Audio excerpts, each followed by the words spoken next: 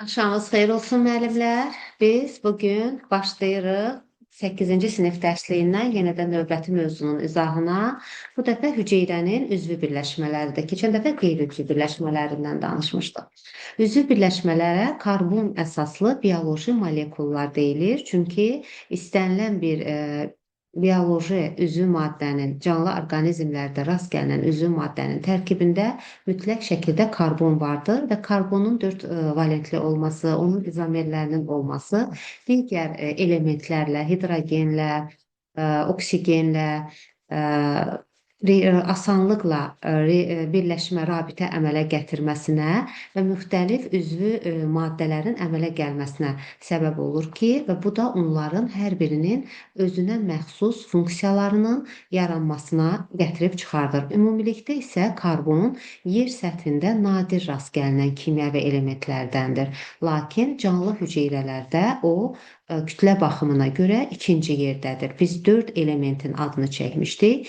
Üstünlük təşkil etməsinə görə bu elementlərdən birinci yerdə oksigen, ikinci yerdə karbon, üçüncü hidrogen, dördüncü isə azot olduğunu demişdik. Yəni baxmayaraq ki, karbon təbiətdə nadir rast gəlinən elementlərdəndir, lakin hüceyrələrdə onun kütlə payı çoxdur və ikinci yerdədir deyirik. Və biz dedik ki, bütün bioloji molekullarda karbon elementi mövcuddur. Ona görə də biz karbon əsaslı üzvi birləşmələr deyirik bütün üzvü maddələrə.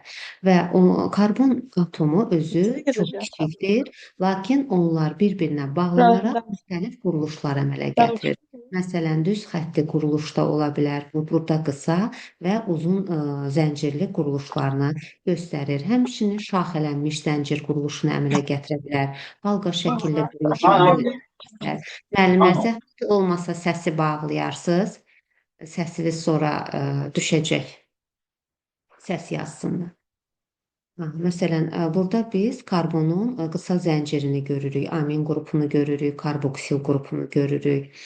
Burada uzun zəncirini doymuş yağ turşusunun quruluşunu verir. Burada görürsünüz, karbon və hidrogendən ibarətdir və karbonlar arasında da bir rabitə var. Doymuş yağlı turşusunun quruluşu bu şəkildə olur. Şaxələnmiş zənciri görürük. Yenə də burada amin qrupunu və karboksil qrupunu görürük. Halqa şəkilli qlukoza molekulunun quruluşunu görürük. Yəni karbon atomları digər karbon atomları ilə birləşərək müxtəlif karbon skeletləri əmələ gətirə bilir.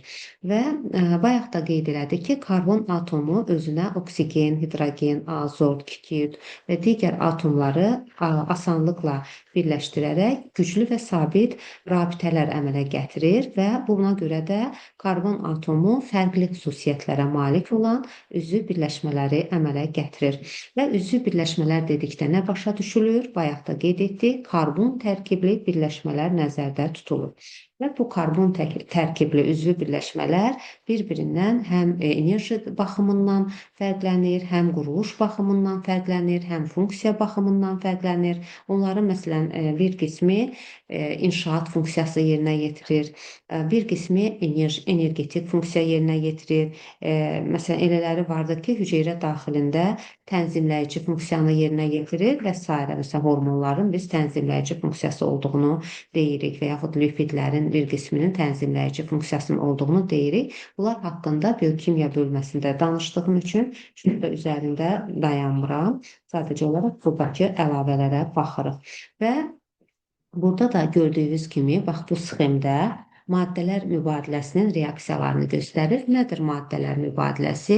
Maddələr mübadiləsi sintez və parçalanma reaksiyalarının cəmidir və biz demişdik ki, sintez prosesləri, yəni assimilyasiya prosesi və ya anabolik proseslər, bunlar suyun ayrılması ilə gedən proseslərdir. Baxın, su molekulu ayrılır və bu suyun ayrılması ilə sadə molekullardan iri molekullu birləşmələr əmələ gəlirdi sintez proseslərində və biz bunu kondensləşmə reaksiyaları adlandırırıq. Lakin iri molekullu birləşmələrin daha sadə, kiçik molekullu birləşmələrə parçalanmasına isə biz parçalanma reaksiyaları və ya energetik reaksiya və ya dissimilyasiya prosesləri adlandırırdıq ki, bu zaman su istifadə olunur, yəni sərf olunur və suyun istifadəsi ilə gedən bu cür reaksiyalara isə hidroliz reaksiyaları deyilir. Deməli, kondensləşmə və yaxud buna bəzi ədəbiyyatlarda dehidratasiya kimi də rast gələ bilərsiniz. Yəni suyun ayrılması ilə gedən reaksiyalardır. Bu zaman sintez prosesi gedir və hidroliz. Hidroliz isə suyun vasitəsilə su, lizis parçalayıram. Suyun vasitəsilə parçalanma reaksiyalarıdır. Deməli, kondensləşmə reaksiyalarında su əmələ gəlir. Hidroliz reaksiyalarında isə su sərf olunur, su istifadə olunur və bu iki proses bir-birinə əks olunsa, o əks proseslər olsa da bir-birindən ayrılmazdır və birlikdə maddələr mübadiləsini, metabolizmi əmələ gətirir. Metabolizma sözünün mənası da çevrilmə deməkdir.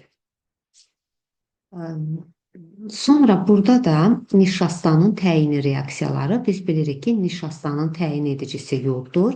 Burada yodun konsentrasiyasından asılı olaraq, məsələn, daha doğrusu nişastanın konsentrasiyasından asılı olaraq, məsələn, 0,1% nişasta məhlulunda daha açıq rəngli, sonra 0,1% olduqda daha tünd göy rəngli, 1% olduqda isə bir qədər də daha tünd mavi bənövşəyi rəngli, mavi göyümtül rəngli deməli məhlul alınır ki, və biz də bununla yod vasitəsilə nişastanı təyin etmiş oluruq. Karbohidratlardır, zülallardır, lipidlərdir, nuklein turşularıdır. Bunlar 4 əsas üzvü birləşmələrdir. Karbon əsaslı üzvü molekullardır və bunlardan da karbohidratları biz yadımızdadırsa iki qrupa ayırmışdıq. Sadə karbohidratlar və ya buna sadə şəkərlər də deyirik və mürəkkəb karbohidratlar. Və karbohidratların tərkibində mütləq şəkildə karbon, hidrogen və oksigen olmalıdır. Lakin xitin karbohidratının tərkibində o glukoza ki təkrarlanır, o bir qədər fərqli quruluşda olub, özünə həm də azot birləşməsi əlavə etmişdi. Yəni özünə azot da birləşdirmişdi. Yəni biz karbohidratın kitinin tərkibində azota rast gələ bilərik. Və karbohidratların ən mühüm funksiyası onun əsas enerji mənbəyi rolunu oynamasıdır. Bizim əsas energetik funksiyamızı məhz karbohidratlar öz öhdəliyinə götürür. Sadə karbohidratlara monosaxaridlər və disaxaridlər aid idi. Onlar suda yaxşı həll olurdular və şirin dada malik idilər. Təbiətdə ən geniş yayılmış şəkərlərə glukoza, burada onun quruluşunu görürsünüz, galaktoza və fruktozadır. Bunlar 6 karbonlu karbohidratlardırlar. Biz onları heksozalar adlandırırıq. Quruluşlarını da sxematik yadınızda saxlamağa çalışın. Glukoza 6 güşəli halqa əmələ gətirir. OH aşağıdadır. Galaktoza da 6 güşəli quruluş əmələ gətirir. OH yuxarıdadır. Fruktoza isə 5 güşəli halqa əmələ gətirir, amma 6 ədəd karbonu var da, təbii ki, ona görə onu heksozalara aid edirik. Və bir də təbiətdə geniş yayılmış şəkərlərdən, monosaxaridlərdən daha ikisi pentozalara aiddir, yəni 5 karbonlu karbohidratlara aiddir. Bu isə dezoksiriboza və riboza şəkərləridir, hansı ki, nuklein turşularının tərkibində bunlara rast gəlinir. Və bu sadaladıqlar hamısı monosaxaridlərə aiddir. Glukoza təbiətdə geniş yayılmışdır dedik və fotosintezin əsas məhsuludur. Yəni birbaşa fotosintezin məhsulu məhz elə glukozadır və tənəffüs zamanı da enerji əldə etmək üçün bilavasitə glukozadan istifadə olunur. Glukoza həm bitkilərdə, həm də heyvanlarda rast gəlinir və geniş yayılmışdır.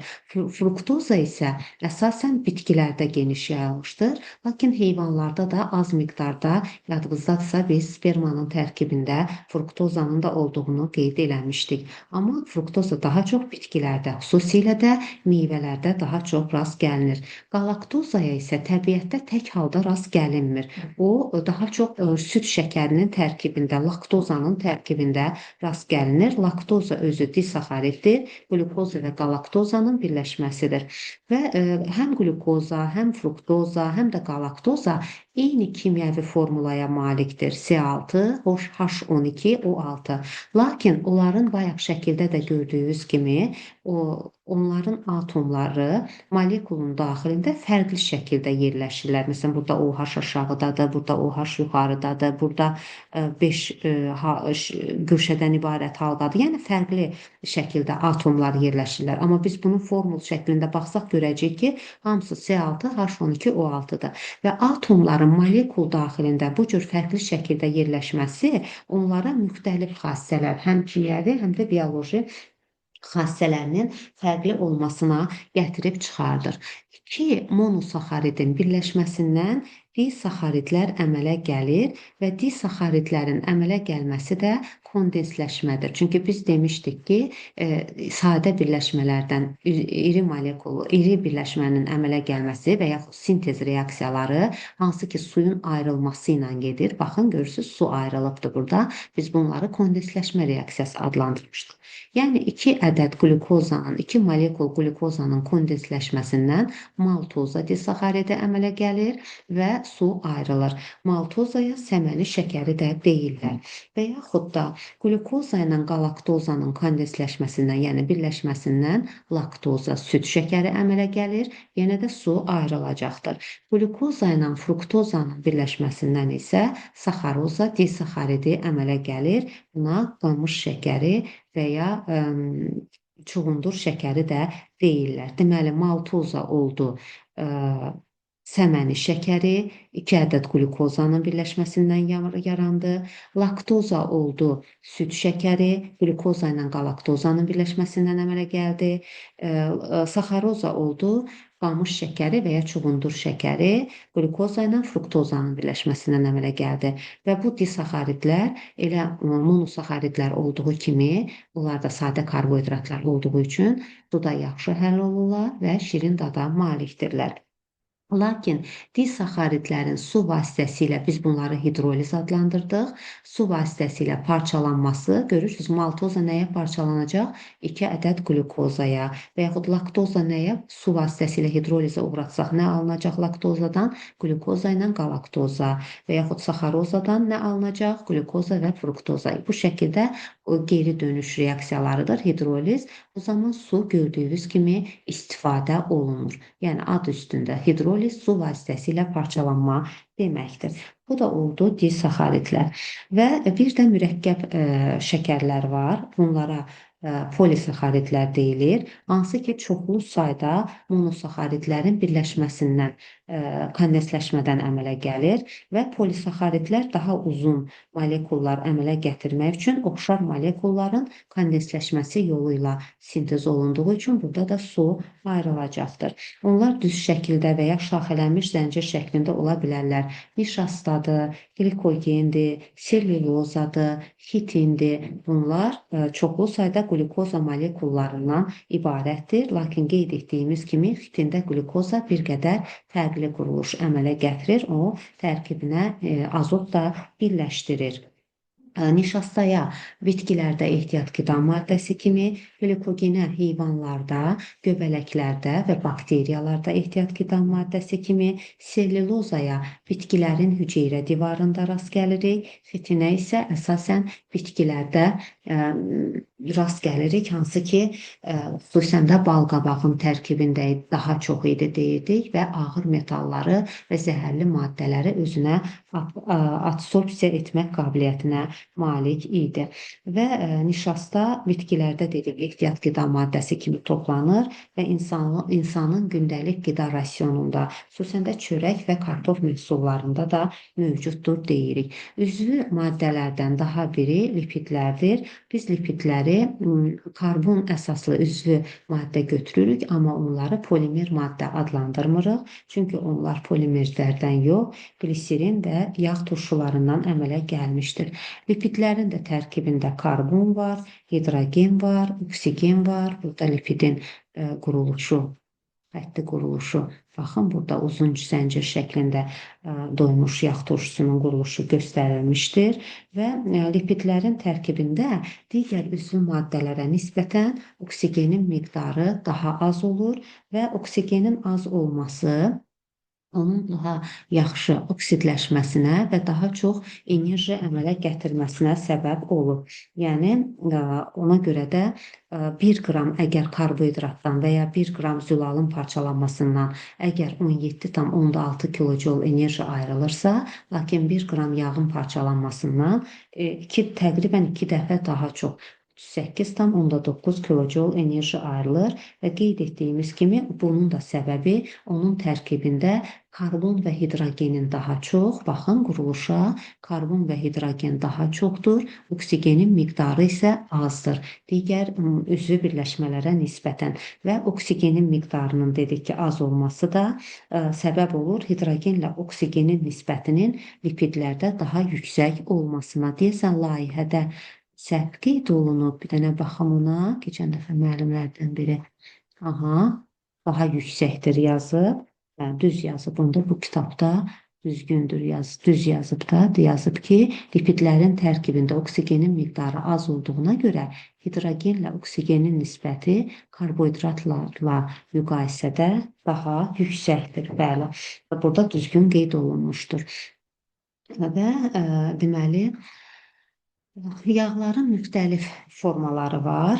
Əslində yağlar özü lipidlərin bir formasıdır. Lipidlərin müxtəlif formaları var. Triqliseridlər var, fosfolipidlər var, steroid yağlar var və daha çox bizim orqanizmimizdə triqliseridlərə rast gəlinir. Bu da ibarətdir gliserindən və ya gliserol da kimi də qeyd oluna bilər bu. Gliseril və ya gliserol fərqi yoxdur. Müxtəlif cür yaza bilər, hər ikisi düzgündür və 3 yağ turşusundan ibarətdir. Yəni, burada yağları bir-birindən fərqləndirən, triqliseridləri bir-birindən fərqləndirən məhz yağ turşularıdır. Və elə burada da qeyd eləyir onu, bəli, onlar yağ turşularına görə deyir, bir-birindən fərqlənirlər. Sonra fosfolipidlər var. Fosfolipidlərin quruluşu haqqında biz plazmatik membranın quruluşu haqqında danışanda qeyd eləmişdik. Fosfolipidlərdə o triqliseridlərdən fərqli olaraq o 3 dənə yağ turşusundan biri fosfat qrupu ilə əvəz olunur və fosfat birləşən hissəsi başçıq hissə adlanır, o hidrofil hissədir. Yağ turşusunun birləşdiyi hissə isə quyruq hissə adlanır və o hidrofob hissədir. Və plazmatik membranın tərkibində, yəqin ki, şəkildə də görmüsünüz 9-cu sinif dərsliyində, həmin o fosfolipidlər 2 cərgədə yerləşir, hansı ki, başçıq hissəsi, hidrofil hissəsi su ilə təmasda olan hissəsidir. Həm hüceyrə xaricində, həm hüceyrə daxilində su ilə təmasda olan hissələridir. Quyruq hissələri, hidrofob hissələri isə bir-birinə tərəf baxır. Onlar su ilə çox da təmasda olmurlar və bu şəkildə plazmatik membranın quruluşunu əmələ gətirirlər. Bir də steroid yağlar var. Steroid yağlara da xolesterolu, cinsiyyət hormonlarını, D vitaminini misal göstərmək olar. Və steroid yağlardan da elə ən məşhuru məhz cinsiyyət hormonlarıdır, hansı ki, tənzimləyici funksiyanı yerinə yetirirlər.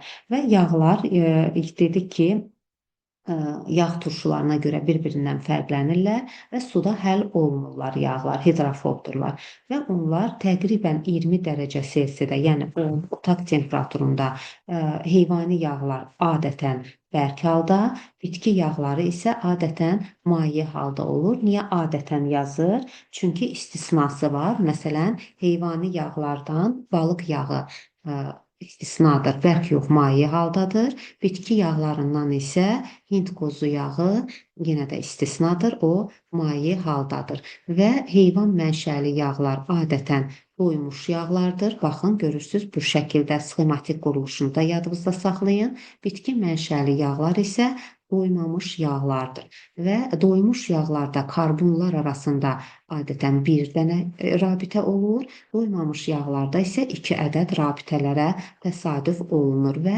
orqanizm üçün sağlamlıq baxımından doymamış yağlar daha faydalı hesab olunur, nəinki doymuş yağlar. Çünki doymuş yağlar orqanizmdə damarların, arteriyaların içərisinə toplanaraq ateroskleroz xəstəliyinin yaranmasına gətirib çıxarda bilir. Yağların trans yağları var, hansı ki onlar daha da zərərlidir, hansı ki əvəzləyirlər süni yolla, marqarinlər alırlar və s. Həmin o triqliseridlərin tərkibində hidrogenlərlə əvəz etməklə marqarinlər və yaxud digər trans yağlar alırlar. Bunlar orqanizm üçün daha da təhlükəli ola bilir. Sonra gəlir zülallar. Zülallar da yenə karbon, hidrogen və oksigendən əlavə bir də onların tərkibində mütləq azot elementi olur və digər bəzən kükürdə də rast gəlmək olar və digər elementlərə də rast gəlmək olar zülalların tərkibində. Və zülalların hamısı polimerlərdir, biopolimerlərdir və onların monomerləri amin turşular deyirik. Əvəz olunan amin turşular var, əvəz olunmaz amin turşular var. İndi onlar haqqında da dərslərimizdə danışmışıq da çox üzərində dayanmırıq və zülal molekulları ən böyük molekul kütləsinə malikdir və hüceyrədə ən çox zülallara rast gəlinir və bu amin turşular onun monomeri olan amin turşular ölçü və formalarına görə fərqli olurlar və kondensləşmə reaksiyası nəticəsində bilirik ki, zülal sintezi zamanında da su ayrılırdı və bu uzun zəncirli quruluşlar əmələ gətirirdi. İlkin quruluşunu biz peptid rabitələrlə birləşdiyini deyirdik, xətti quruluş adlandırırdıq. Sonra o spiral şəklində qurularaq hidrogen rabitələrə malik ikincili quruluşunu əmələ gətirirdi. Sonra biraz da bükülərək qatlanaraq üçüncülü, üç ölçülü quruluşu, globula quruluşunu əmələ gətirirdi. Hətta dördüncülü quruluşa malik olan zülallar da var idi ki, buna bir nümunə olaraq 4 zəncirdən, 4 globuladan ibarət hemoqlobin zülalını misal göstərmişdik və adətən zülallar üçüncülü quruluşda öz bioloji aktivliyini qazanırdı və funksiyalarını yerinə yetirə bilirdi. Və zülallar həm heyvan mənşəli, həm bitki mənşəli qidalarda geniş yayılmışdır. Süddür, yumurtadır, dəniz məhsullarıdır, toyuqdur, yağsız mal ətidir. Bunlar zülallarla zəngindir. Burada isə zülalların təyini reaksiyası göstərir. Məsələn, yumurta ağına natrium OH, yəni qələvi mühitdə mis 2 sulfatla təsir göstərdikdə 5 dəqiqədən sonra məhlul bənövşəyi rəngə boyanır və məhlulun bənövşəyi rəngə boyanması burada zülalın olduğunun göstəricisidir. Buna bioret testi deyirlər. Yəni qələvi mühitdə miski sulfatla zülalların təyin edilməsi reaksiyası bioret reaksiyaları və ya bioret testi adlanır. Zülallar daha çox paxlalılarda və sitruslarda rast gəlinir. Məsələn, bitkilərdən paxlalı bitkilərin kökündə azot fiksə edən bakteriyalar, yumrucuq havanın azotunu fiksə eləyən yumrucuq bakteriyaları yaşayır. Hansı ki, bitki onu azotu mənimsəyə bilmir, amma həmin o bakteriyalar onu amonium duzlarına çevirdiyi üçün bitki artıq mənimsəyə biləcək hala gəlir. Ona görə də lobiyadır, soyadır, mərcidir, paxladır. Bunlar zülallarla zəngindir. Eyni zamanda portağal, qreypfrut, avokado kimi bitkilər də zülallarla zəngindir. Və nəhayət gəlir nuklein turşuları, üzvü maddələrdən. Nuklein turşuları təbiətdə 2 növü haqqında danışmışdıq. Dezoksiribonuklein turşusu və ribonuklein turşusu. Onların da tərkibində karbon əsaslı birləşmələr olub. Mütləq şəkildə karbon var, hidrogen var, oksigen var, azot və fosfor elementləri vardır. Və ilk dəfə ölmüş leykositlərin nüvəsində Mişer tərəfindən tapılmışdı. Tapıldığı yerin adı ilə nuklein turşuları, yəni nüvə turşuları adlandırılmışdır. Nukleus Yunan dilində nüvə deməkdir. Lakin sonradan da məlum oldu ki, o təkcə nüvənin tərkibində deyil, eləcə də 2 membranlı orqanoidlərin daxilində histoplazmada rast gəlinə bilər. Həmçinin də ribosomun tərkibində də RNT-yə rast gəlirik. Təbiətdə iki növ nuklein turşusu var və hər ikisi canlı orqanizmlərdə zülalların sintezini tənzimləməklə fərdin bütün irsi xüsusiyyətlərinin qorunub saxlanılmasında, müəyyən edilməsində və nəsildən nəslə ötürülməsində iştirak eləyir. Və nuklein turşularının monomeri nukleotidlərdir. Nukleotidlər 3 hissədən ibarətdir. Karbohidratdan, bu 5 karbonlu karbohidrat olub, nuklein turşusunun növünü müəyyən eləyir. DNT-də dezoksiribozadan, RNT-də isə riboza şəkərindən ibarətdir və məhz şəkər molekulunda olan bir ədəd əlavə oksigen atomuna görə RNT-nin, məsələn, ribozanın formulu C5H10O5, dezoksiribozanın şəkərinin formulu isə C5H10O4-dür. Yəni bir ədəd oksigen kəmdir, əskikdir. Ona görə də dezoksi sözü buradan yaranmışdır. Yəni təkcə şəkərlərini müqayisə eləsək, təbii ki, dezoksiriboza şəkəri kütləsinə görə riboza şəkərindən daha kiçikdir deyə bilərik. Lakin bir nukleotidi tam olaraq müqayisə eləsək, bunu deyə bilmərik. Xüsusən də molekul üçün deyə bilmərik. Çünki DNT 2 zəncirdən, RNT isə 1 zəncirdən ibarətdir. Nukleotidin həmçinin tərkibində bir və ya iki halqadan ibarət olan gördüyünüz kimi azotlu əsaslar vardır. Bir halqadan bir atom halqasından ibarət olanlar timin və sitozin, iki atom halqasından ibarət olanlar isə adenin və guanindir. Hansı ki, iri ölçüləri biz purin əsasları, kiçik ölçülü olanları isə pirimidin əsasları adlandırırıq və bir də fosfat qruplarından ibarətdir deyirdik. Və qeyd eləmişdik ki, azot əsası ilə karbohidratlar arasında glikozid rabitə və şəkər pentoza ilə ortofosfat turşusu arasında isə fosfoester və ya fosfodiester rabitələr yerləşir. Hansı ki, biz bunları ümumilikdə qeyri-metallar arasında olan rabitələr olduğu üçün ümumi kovalent rabitələr də adlandırırıq. Buna aid məsələlərin izahlarını da nuklein turşuları mövzusunda ayrıca vermişəm. Üzərində çox dayanmıram. Elə atdığım sonuncu testlərin içərisində də bugün gördüm ki, müəllimlər qrupu atmışlar. Yəni orada o tip məsələ də yenə qarşımıza çıxmışdı. Yəni bu tip məsələlərin hər cür formasının izahını vermişəm sizə.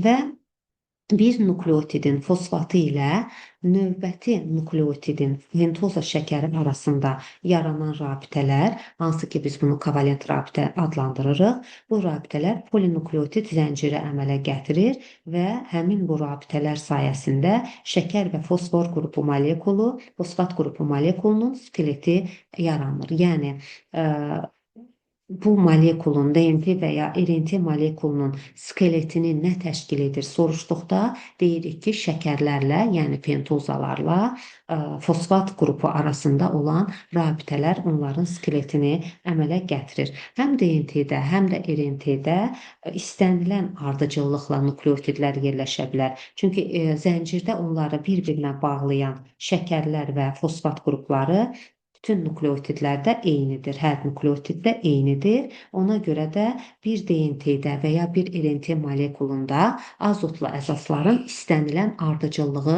mövcud ola bilər. Və bu cür müxtəliflik canlılar arasında genetik müxtəlifliyin meydana çıxmasına gətirib çıxardır.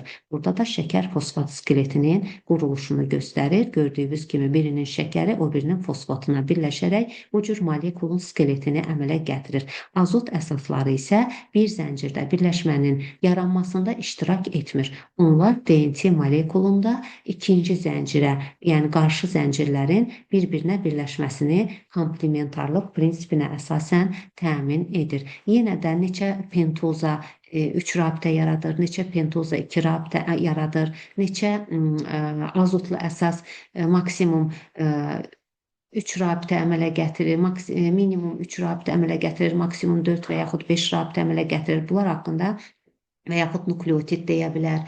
Bunlar haqqında danışdığım üçün üzərində dayanmıram. Buna vaxt itirmək istəmirəm. Çünki danışdıqca onda gərək səhatlarla danışaq 40 gün 40 gecə heç bitməsin. Və yenə də burada gördüyünüz kimi RNT ilə DNT-nin 3 mühüm fərqini verir. Burada göstərir ki, RNT-də şəkər molekulunda bir əlavə oksigen atomu mövcuddur. Bayaq da qeyd elədim, ribozanın quruluşu formulu C5H10O5-dir. Dezoksiribazada isə C5H10O4-dür. Yəni bir oksigen RNT-də artıqdır və ona görə oksigendə biz dezoksiriboza deyirik. Yəni bir oksigen əskik deməkdir bu. Və ikinci bir fərq olaraq RNT molekulu bir zəncirdən, DNT-nin isə 2 zəncirdən ibarət olduğunu qeyd edir və daha üçüncü bir fərq timin azotlu əsası əvəzinə RNT-də ona oxşar olan urasil azotlu əsası olur. Adenin azotlu əsasının tərkibində oksigen yoxdur. Bunun əvəzinə timində urasildə 2 ədəddir, guanində, sitozində 1 ədəddir. Bunlar haqqında bilirsiniz. Yenə də üzərində çox dayanmaq istəmirəm. Və burada da yenə tapşırıqların içərisində görürsünüz, yod məhlulu əlavə edib. A-da məhlul narıncı qəhvəyi qalıb. Yod nəyin təyin edicisidir? Yod nişastanın. Əgər burada nişasta olsaydı, gərək göy rəngə boyanardı. Amma gördüyünüz kimi deyir, narıncı qəhvəyi qalıb. Deməli, burada nişasta yoxdur. A məhlulunda həmçinin qələvi mühitdə bir neçə damcı mis-2 sulfat məhlulu əlavə edib. Qələvi mühitdə bu biuret testidir, zülalın təyinidir. Yazıb ki, məhlulun rəngi mavi qaldı. Əgər burada zülal olsaydı, bənövşəyi rəngi olacaqdı. Deməli, A məhlulunda nə zülal yoxdur, nə də nişasta, karbohidrat yoxdur. B məhlulunda isə məhlul yenə də narıncı qəhvəyi qalıb yod əlavə elədikdə, deməli, burada nişasta yoxdur. Amma qələvi mühitdə mis-2 sulfat əlavə eləyəndə məhlul bənövşəyi rəngə boyanıb. Deməli, burada zülal qeydiyyat eləyək. Deməli, burada nə nişasta yoxdur, nə zülal yoxdur. Burada nişasta yoxdur, zülal var. C məhlulunda isə məhlul tündlü göy rəngə boyanıb. Deməli, burada nişasta var və məhlul bənövşəyi rəngə də boyanıb biuret testi aparanda. Deməli, burada həmçinin zülallar var. Və soruşur, cədvələ əsasən bu qidaların tərkibində hansı üzvü maddələr mövcuddur, hansının olduğunu qeyd elədik. Sizcə hansı sınaq şüşəsində amin turşu ilə yanaşı glukoza molekuluna da rast gəlmək mümkündür və nə üçün? C-də həm amin turşuya rast gələ bilərik, çünki zülal var. Həm də glukozaya rast gələ bilərik, çünki nişasta var. Nişastanın monomeri glukoza, zülalın da monomeri amin turşudur. Nə üçün glukoza və amin turşuları tikinti blokları kimi tanıyırıq? Çünki glukoza mürəkkəb karbohidratların yaranmasında iştirak edir, monomer rolunu oynayır. Amin turşular da zülal molekulunun yaranmasında iştirak edir, onun monomeri rolunu oynayır. Sizcə niyə müxtəlif qidalara ehtiyacımız var? Çünki hər bir qida müxtəlif funksiyalar daşıyan üzvü maddələrlə zəngindir və biz həmişə danışanda balanslaşmış qidadan danışırıq və balanslaşmış qidalanma əgər bizim üçün tələb olunursa, deməli ki, həm zülalla, həm karbohidratlarla zəngin qidalarla qidalanmalıyıq. Eyni zamanda rasionumuzda mütləq şəkildə yağlar da olmalıdır. Çünki əvəz olunmaz yağ turşuları var ki, hansı ki orqanizmdə sintez olunmur. Necə ki, əvəz olunmaz amin turşular da vardır. Buna görə biz onları yalnız qida ilə əldə edə bilərik. Nişasta kimi mürəkkəb karbohidratlar və zülallar arasında əsas fərqlər nədir? Bayaq qeyd elədik ki, bunlar hamısı karbon əsaslı üzvü birləşmələr olsalar da, orada karbonun müxtəlif digər elementlərlə birləşmələri, əmələ gətirdiyi rabitələr fərqli olduğuna görə bu üzvü maddələr bir-birinə həm funksiya baxımından fərqlənir, hər birinin funksiyası haqqında danışmışıq biokimyada, həm enerji dəyərinə görə fərqlənir, hər birinin 1 qramından nə qədər enerji ayrıldığını bilirsiniz, quruluşuna görə, monomerlərinə görə və s. fərqlənirlər. Niyə nuklein turşusu canlı orqanizmlər üçün əhəmiyyətlidir? Qeyd elədik ki, təbiətdə 2 növ nuklein turşusu var. Hər iki nuklein turşusu korpusu həm DNT, həm də RNT zülalların sintezində iştirak edirlər və irsi xüsusiyyətlərin müəyyən olunmasında, qorunub saxlanılmasında, növbəti nəsillərə ötürülməsində iştirak elədiyinə görə orqanizm üçün əhəmiyyətlidir. Bu qədər müəllimlər, gələn dərsimizdə fermentləri də izah eləyəcəm. Çünki test izahına keçmək istəyirəm. Bura qədər sualınız varmı? Xeyr, müəllim. Bax, yaxşı. Əgər sualınız yoxdursa, onda keçək test izahlarımıza. Biz keçən dəfə test bankımızdan 26-cı suala qədər izah verdik. Seleksiya bölməsini, biotexnologiya bölməsinə aid olan sualları saxladıq ki, siz həm dərsi təkrarlamış olasınız, həm özünüz işləmiş olasınız. İndi gəlin onlara da baxaq. Deməli, 26-cı sualda deyir ki, X-in yerinə hansı ifadəni yazmaq olar? Burada Venn diaqramıdır, üçlü Venn diaqramıdır, hüceyrə mühəndisliyi, xromosom mühəndisliyi və gen mühəndisliyi müqayisə olunur. Bitki və heyvan hüceyrələrinə tətbiq edilir. Deməli, X burada hər üçünün kəsişməsinə yazıldığına görə hər üç mühəndislik üsuluna aid olanı seçməliyik. Biz bilirik ki, xromosom mühəndisliyi bitkiçilikdə yalnız tətbiq olunur, amma digər ikisi isə hüceyrə mühəndisliyi və gen mühəndisliyi isə həm bitki və həm də heyvan hüceyrələrinə tətbiq olunur. Deməli, biz bunu hüceyrə və gen mühəndisliyinin kəsişməsinə yaza bilərik, amma hər üçünün kəsişməsinə yaza bilmərik. B variantında deyir ki, ətraf mühit şəraitinə dözümlü fərdlər alınır. Bəli, dərslikdə də qeyd olunur. İstər hüceyrə mühəndisliyində, istər gen mühəndisliyində, istərsə də xromosom mühəndisliyində ətraf mühitə davamlı fərdlərin alınması üçün bu tətbiq olunur. Deməli, bu cavab olaraq götürülə bilər. Yenə də digər variantları oxuyaq. Plazmitlərdən istifadə olunur. Plazmitlərdən gen mühəndisliyində transgenez prosesində istifadə olunur.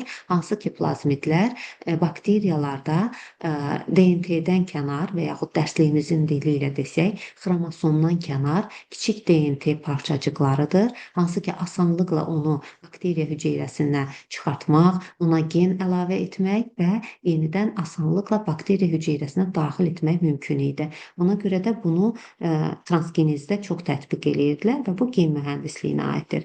Hüceyrələr regenerasiya edib yeni orqanizm əmələ gətirir. Bu da hüceyrə mühəndisliyinə aiddir. Xüsusən də bitki hüceyrələrində ixtisaslaşmamış hüceyrələr daha çox olduğuna görə biz oradan tam bir orqanizm ala bilirdik. Yəqin ki, dərslikdə yerkökünün bu hüceyrə kulturasında çoxaldılmasını da xatırlayırsınız. Xromosomların dəyişdirilməsinə əsaslanan isə xromosom mühəndisliyidir. Burada qeyd eləyirdi ki, xromosom mühəndisliyində ya xromosomun dəyişdirilməsi, ya yeni bir xromosomun təkinin və ya cütünün əlavə edilməsinə əsaslanırdı. Deməli, burada doğru cavab B variantı olacaq. 27-ci suala baxaq.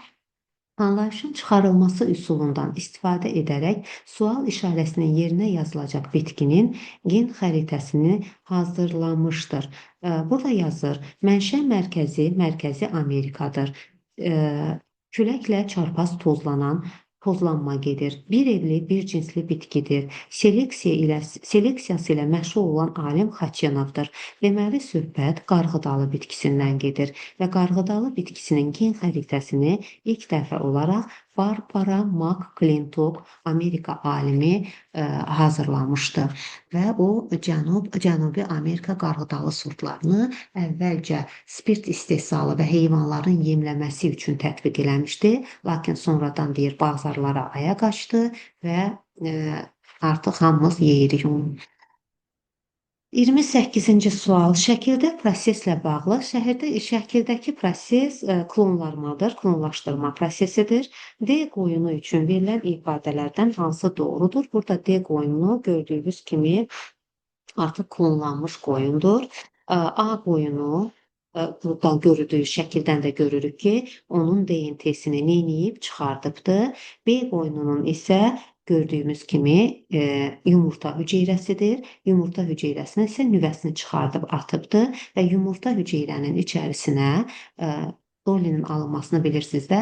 Bunun süd vəzindən götürülmüş DNT, bəli, qeyri-yerləşdirilibdir. Diploid xromosom dəstinə malikdir və onun deməli bir neçə dəfə bölündükdən sonra adətən 8 blastomer əmələ gəldikdən sonra, yəni dərslimizdə bu şəkildə göstərib, amma burada daha çoxdur. Onu yerləşdirirlər surroqat ananın, yəni daşıyıcı ananın, yəni burada göstərilən C qoyununun balalığına və beləliklə müəyyən müddətdən sonra D qoyunu inkişaf eləyir və bu D qoyunu genetik cəhətdən A qoyununun tamamilə eynisidir, kopyasıdır. Çünki onun DNT-sini daşıyır və hətta yaş baxımından da əgər bu qoyunun tutaq ki 5 yaşı var idisə, deməli doğulduqdan məsələn 5 il keçəcəksə bu qoyunun 10 yaşı olacaq. Çünki biz deyirik ki, telomerlər adlanan sahələr var DNT-də, hansı ki o yaşlandıqca qısalmağa başlayır və bu səbəbdən də o hardan, hansı yaşdan ki biz götürüb qoymuşduq, oradan qocalma prosesi başlayıb axı, oradan davam eləyir. Ona görə də Dolly qoyunu onların gözlədiyi nəticəni verməmişdi, tez ölmüşdü. Sonradan meymunlarda blastomerlərdən istifadə etmişdilər. Yəni blastomerlər artıq daha cavandı. O blastomerlərin nüvəsini digər somatik hüceyrələrə yerləşdirməklə və o blastomerlərdə eyni ziqotun blastomerləri olduğu üçün bir neçə kopyasını almışdılar. Amma mitoxondri DNT-si isə eyni olacaq yumurta hüceyrəsi istifadə olunan qoyundan. Çünki burada biz görürük ki, ancaq irsiyyət maddəsini qəbul edibdi. Yumurta hüceyrədən isə sitoplazmanı, DNT-ni yox, onun nüvəsini atdılar, amma sitoplazmanı alır. Sitoplazma isə mitoxondriya malikdir. Mitoxondrial DNT-si, ona görə də yumurta hüceyrəsi istifadə olunan qoyunla eyni olacaq. Materialı təkrar eləmiş olduq. İndi cavablara baxaq. Nüvə DNT-si A qoyunu ilə eynidir. Bəli, A qoyununun DNT-sini istifadə elədiyinə görə nüvə DNT-si A qoyunu ilə eyni olacaq. Deməli, 1 doğrudur. Mitoxondri DNT-si B qoyunu ilə eynidir. Bəli, çünki B qoyununun da yumurta hüceyrəsindən istifadə olunub. Yumurta hüceyrə sitoplazma ilə zəngindir və sitoplazmatik irsiyyət, yəni mitoxondri DNT-si məhz B qoyunundan götürüləcək. Cinsiyyət xromosomları XY şəklindədir. Bu doğru deyil, çünki süd vəzilərindən istifadə olunmuşdu Dolly'nin alınmasında. Süd vəziləri isə dişi canlıya aiddir və bu dişidirsə, deməli Dolly qoyunu da dişi olmuşdu və ümumiyyətlə Dolly'nin alınmasında erkək pərdə rast gəlinməmişdi. Onlarda 4 heyvanın, 4 qoyunun 4-ü də dişi idi. Deməli, burada doğru cavab 1 və 2 cavabı olacaq, Y variantı. 29-cu sual. Transgenez prosesinin düzgün ardıcıllığını müəyyən edin. Transgenez prosesində ilk olaraq nəzərdə tutulan gen ayrılır və onun işini tənzimləyən gen sisteminə malik xüsusi sahəyə yerləşdirilir. Sonra isə həmin gen bakteriyanın hüceyrəsinə daxil edilir. Daha sonra həmin gen bakteriyanın genomuna daxil edilir. Əvvəl hüceyrəyə, sonra genoma, bəli. Ondan sonra isə bu bakteriya, hansı ki gen köçürülmüş bakteriyadır, onu qidalı mühitdə çoxaldırlar. Deməli, burada doğru cavab 1, 3, 2, 4 ardıcıllığı, bəli, A variantı olacaq. Qızıl düyü haqqında hansı ifadə yanlışdır? Qızıl düyü də yadınızdadırsa Ingo Patricus və onun əməkdaşları tərəfindən Nərgiz bitkisindən alınan geni düyü bitkisinə, çəltik bitkisinə köçürtmüşdülər və ona görə də qızılı rəng, sarı rəng aldığı üçün bu şəkildə adlandırılmışdı və düyüdə Nərgiz bitkisinə məxsus olan beta-karotin maddəsini sintezləməyə başlamışdı. Beta-karotin də biz bilirik ki, qaraciyərimizdə hansı vitaminə çevrilir? A vitamininə çevrilir. A provitamini də A vitamininin öncülüdür karotin maddəsi. İndi baxaq hansı ifadə yanlışdır. Ingo Patricus və əməkdaşları tərəfindən alınmışdır. Bu fikir doğrudur. Nərgiz bitkisindən alınan genlər köçürülmüşdür. Bu fikir də doğrudur. Beta-karotin maddəsi düyüyə sarı rəng verirdi. Bəli, ona görə də qızıl düyü adlanırdı. D vitamini çatışmazlığını yox, A vitamini çatışmazlığını aradan qaldırırdı. Çünki karotin maddəsi A vitamininin öncülüdür. Deməli, bu variant yanlışdır. Qaraciyərdə A vitamini sintezinə səbəb ola bilər. Bəli, elə bu vitamininin də çatışmazlığının qarşısını almaq üçün məhz bundan istifadə edirdilər. Deməli, 30-cu sualda yanlış cavab D variantı olacaq. Şəkildə gördüyünüz proseslə bağlı hansı ifadə yanlışdır? Bu 11-ci sinif dərsliyində hüceyrə mühəndisliyində yerkökünün bir hüceyrəsindən hüceyrə kulturası vasitəsilə tam bir hüceyrənin alınması, tam bir bitkinin alınması prosesi idi. Və indi baxaq variantlara. Yanlışı istəyir. Hüceyrə mühəndisliyi metodundan istifadə edilir. Bəli, hüceyrə mühəndisliyi və ya buna hüceyrə kulturası da deyirdik.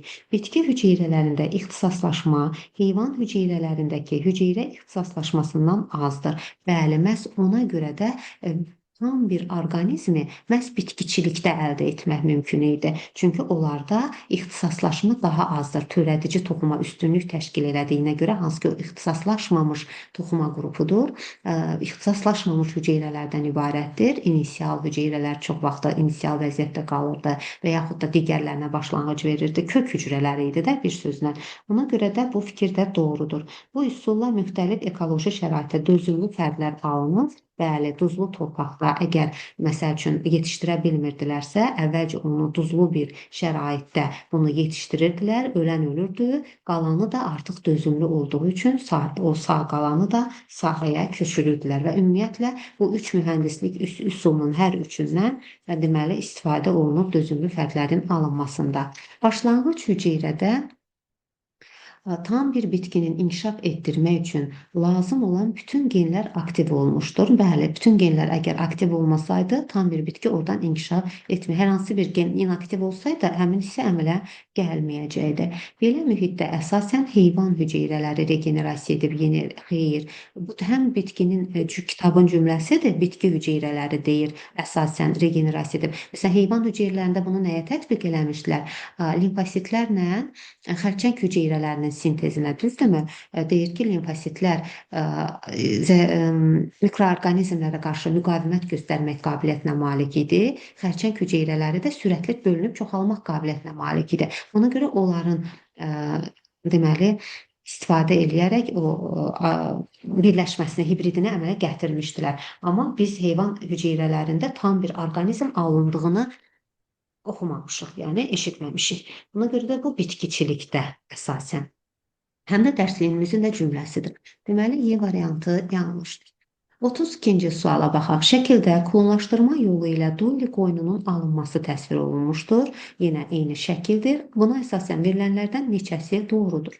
İndi baxaq da bunu artıq izah elədik. İndi baxaq variantlara. Yumurta hüceyrəyə köçürülən nüvə haploiddir. Biz dedik ki, yumurta hüceyrəyə götürülən A qoyununun süd vəzisindən, yəni somatik hüceyrəsindən götürülmüşdür. Ona görə də, yəni burada ayılama getməyəcək axı, gərək buna diploid olsun. Buna görə də bu haploid yox, diploid idi. Bizdən neçəsi doğrudur deyir. Deməli, biri götürmürəm. D qoyununun C qoyunu ilə genetik əlaqəsi yoxdur. Bu D qoyunudur, yəni klonlanmış qoyundur. C qoyunu isə surrogatdır, yəni daşıyıcıdır və onların heç bir genetik bağı yoxdur. O sadəcə olaraq onu bətnində daşıyır. Deməli, ikinci cümlə doğrudur. Doğru. A və D qoyunlarının genotipi eyni olsa da, fenotipi fərqli ola bilər. Baxaq, A qoyunu DNT-sini köçürdüblər və D qoyununu alıblar. Onların genotipi eynidir. Lakin fenotipləri təbii ki, fərqli olur. Çünki fenotip genotipin nəzarəti altında ətraf mühitin təsiri nəticəsində yaranan qeyri-irsi dəyişkənlikdən də yarana bilər. Və ona görə də, məsələn, mən tutaq ki, D qoyununu yaxşı yemləməyəcəm, o arıqlayacaq, A qoyunundan fərqlənəcək və yaxud da yaxşı qulluq görməyəcək, tamam fərqli fenotipə malik olacaq. Ona görə də genotip, hətta eyni yumurta əkizlərində belə bunu demişdik biz ki, niyə deyirdik genotip sayı fenotip sayından daha azdır? Bəli, çünki fenotiplər, eyni genotipli fərdlər belə müxtəlif fenotiplər üzə çıxarda bilərlər. Deməli, burada ikinci cümlə doğru cümlədir.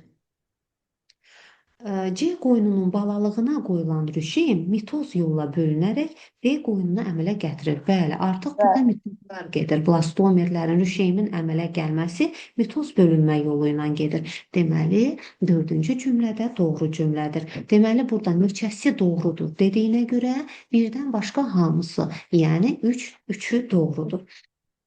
33-cü sual verilənlərdən hansı biotexnoloji üsulla əldə edilmir? Somatotrop zülaldır. Edilir. İnsulin zülaldır. İnterferon zülaldır. Amilaza Amilaza ferment yox. zülaldır. Amilaza fermenti də zülaldır. Yəni fermentlərin alınmasında istifadə oluna bilər. Amma kalsium karbonat bu qeyri-üzvü maddədir və bunu biotexnoloji üsulla almırlar. Deməli, doğru cavab E variantı olacaq. Kök hüceyrələri nədir? Yenə yadımıza salaq. Kök hüceyrələri ixtisaslaşmamış hüceyrələr olur. Digər hüceyrələrə başlanğıc vermək qabiliyyətinə malikdir. Bu həm embrional dövrdə ola bilər, özü də embrional dövrdə, xüsusən də hələ blastula mərhələsindədirsə, rüşeym o daha da çox olacaq bu cür ixtisaslaşmamış hüceyrələrin sayı. Eyni zamanda postembrional dövrdə də, yetkin fərddə də, məsələn, qırmızı qan hüceyrələri elə kök hüceyrələrdir, hansı ki, digər qan hüceyrələrinə, qanın formalı elementlərinə çevrilmə qabiliyyətinə malikdir. Yəni, az da olsa postembrional dövrdə də biz kök hüceyrələrə rast gələ bilirik. Eyni zamanda kök hüceyrələri laboratoriya şəraitində də almaq mümkündür. Laboratoriya şəraitində ondan ixtisaslaşmış toxuma və orqanlar alırlar, xüsusən də xüsusi inkişaf etmiş ölkələrdə deyirdi ki, onu banklarda saxlayırlar, lazım olarsa bu insan embrional dövrdə götürürdülər, tam bir toxumanı, orqanı alırdılar və banklarda o xüsusi aşağı temperaturlarda saxlayırdılar ki, gələcəkdə lazım olarsa bu insan ondan istifadə edə bilsin.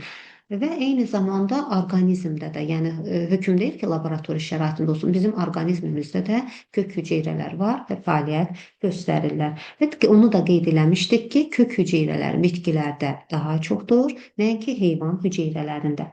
Yadımıza saldıq dərsi, indi variantları oxuyaq.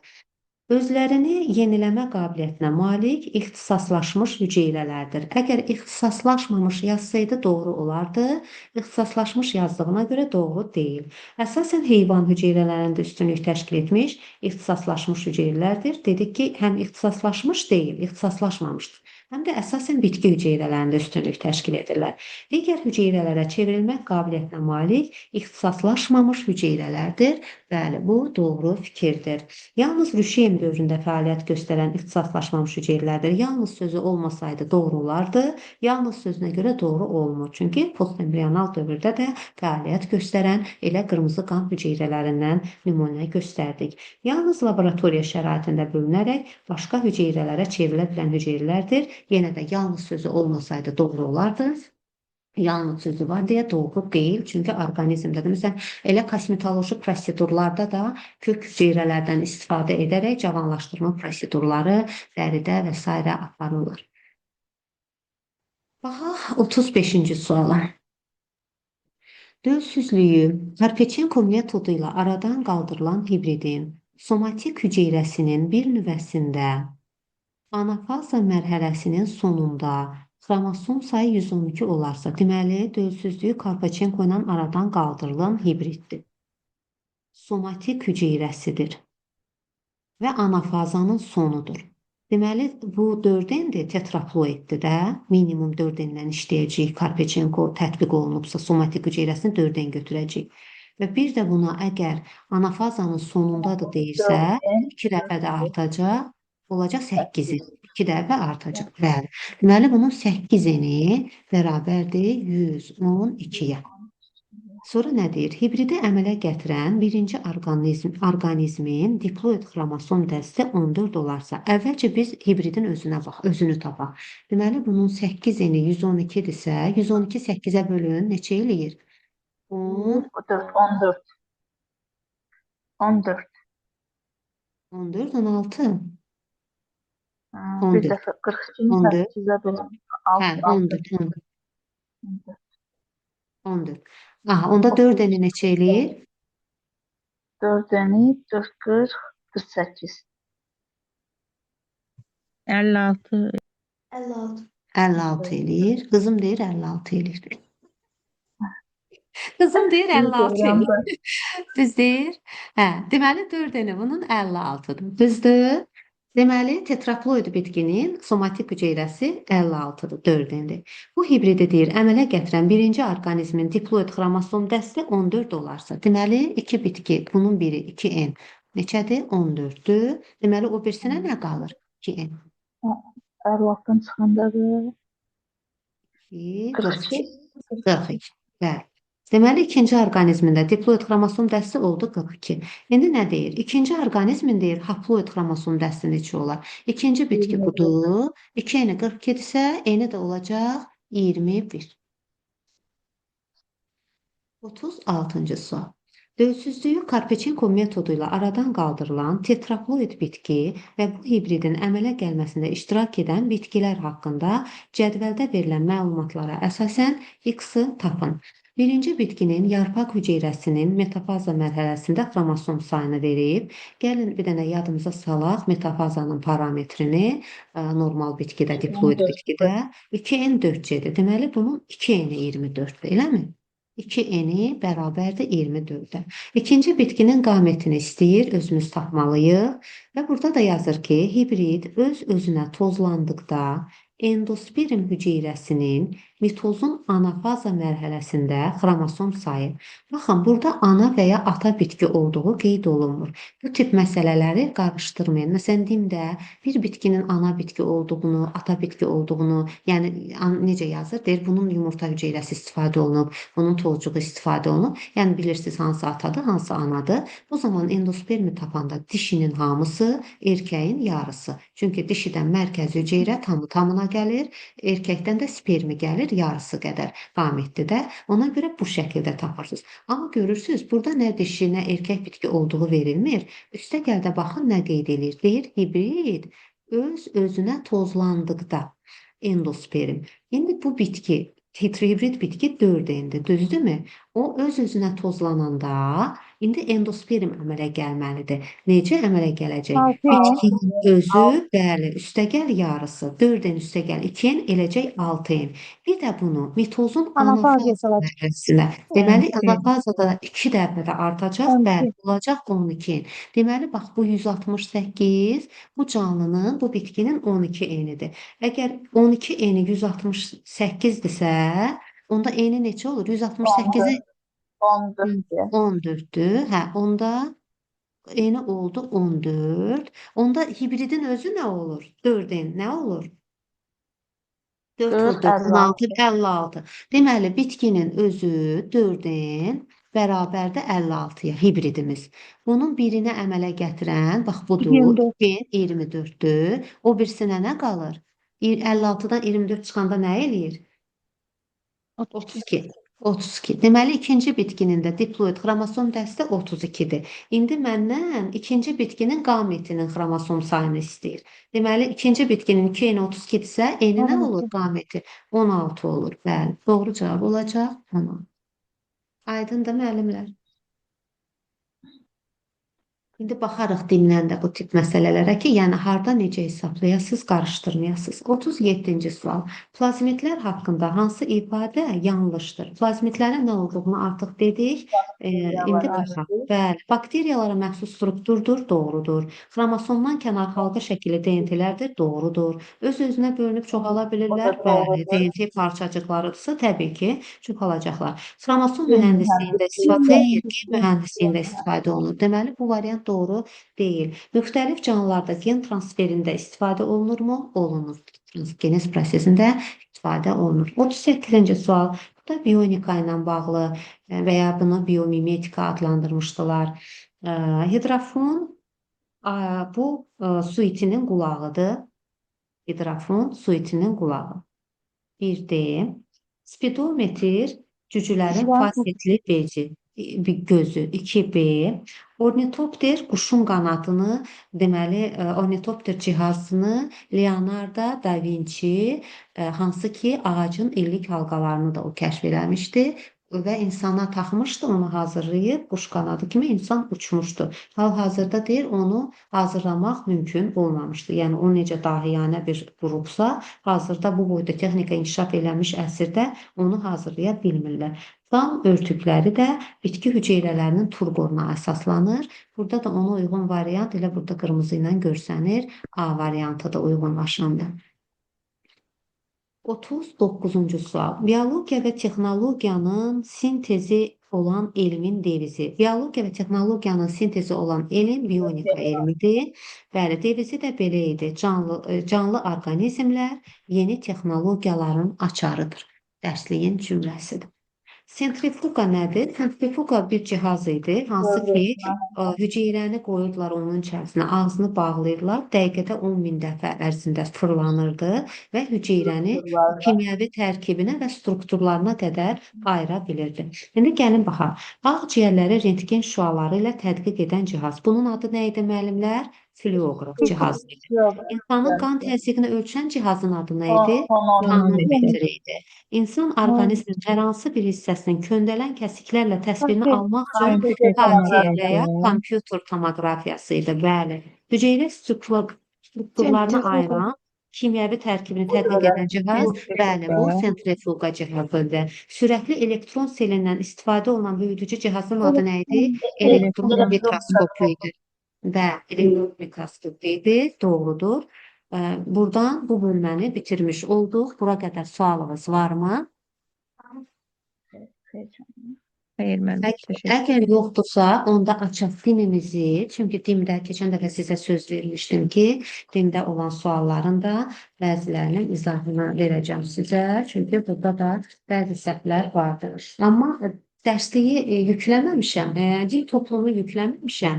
Yəqin ki, hamımızın dim toplusu var da. Bilmirəm, telefonumda yaddaş yeri dolub nədirsə, telefondan yükləyə bilmirəm, telefona indirə bilmirəm şeyləri. Nə qədər təmizlədim, yaddaşı yenə də silim. Lazım olan şeylər silindi, getdi, amma yer açılmadı. Çox maraqlıdır. Nəysə, baxaq. Bu birinci hissəsində bunları keçən dəfə bazar günü də sual-cavab eləmişik. Nəyin nə mərkəzi nə qədərdir, neçə faizdir, hansıdır, hardadır. Bunları da buraxıram. Bunlarla işim yoxdur. Bunlar asandır. Bunların nəyini deyək? Əzbərçi suallardır. Keçən dəfə də dönə-dönə dedik. Gəlin baxaq. Məsələn, 44-ə baxaq. 44-də deyir ki, seleksiyası ilə məşğul kələm yazıb ortada. Kələmin seleksiyası ilə məşğul olan alim Karpechenkodur. Çünki kələmlə turpun hibridini o almışdı və bəli, dövsüzlüyünü də o aradan qaldırmışdı. Sonra çiçək qrupları sadə çətir çiçək qrupu idi. Sadə çətir çiçək qrupunu da belə çəkirdik də. Yox, sadə çətir deyirəm, sadə salxım, üzr istəyirəm. Sadə salxım çiçək qrupu idi. Deyirdik ki, uzanmış əsas oxun üzərində uzun saplaqlı çiçəklər növbə ilə düzülürdü. Uzanmış əsas ox deyirdik. Sadə çətirdə qısalmış əsas ox deyirdik. Sadə salxımda isə uzanmış əsas ox deyirdik. Və saplaqlı çiçəklər növbə ilə bu şəkildə düzülürdü. Burada da o variantı götürəcəyik. Sonra Vavilova görə mənşə mərkəzi, kələmin mənşə mərkəzi Aralıq dənizi mərkəzi idi. Çiçəyin struktur elementlərinin cəmi. Əgər desəydi düsturdakı struktur elementlərinin cəmi, onda ancaq düsturda olan 4 kəsayət, 4 ləçək, 6 erkəkçik və 1 dişiciyi götürəcəkdir. Yox, düsturda, çiçək düsturunda olan struktur elementləri sözü yoxdursa, eləcə çiçəyin struktur elementləri deyirsə, müəllimlər, onda mütləq şəkildə, əgər saplaqlı çiçəkdirsə, çiçək saplağını və çiçək yatağını da üzərinə gəlin. 2 dənə o strukturu da əlavə edin. Lakin din belə qəbul edir ki, əgər çiçəyin saplağı yoxdursa, onun yatağı da yoxdur. Yəni, məsələn, əgər başçıq çiçək qrupuna malik olan bir bitki olsaydı, onda siz nə saplaq əlavə eləməyəcəydiniz ora, nə də yataq. Bu da aydındır, müəllimlər. Bəli, müəllim. Bəli. Sonra Siz köhnə dimə baxırsınız, müəllimə? Yox, təzəyə 2025-ə. O ikinci hissədə deyil, müəllimə o. Düzdürmü? Aha, bəli. İkinci hissə səhifə 174. Baxdım ona orada. Tapadınız. Səhifə 173-də 44-cü sualın izahını verdim.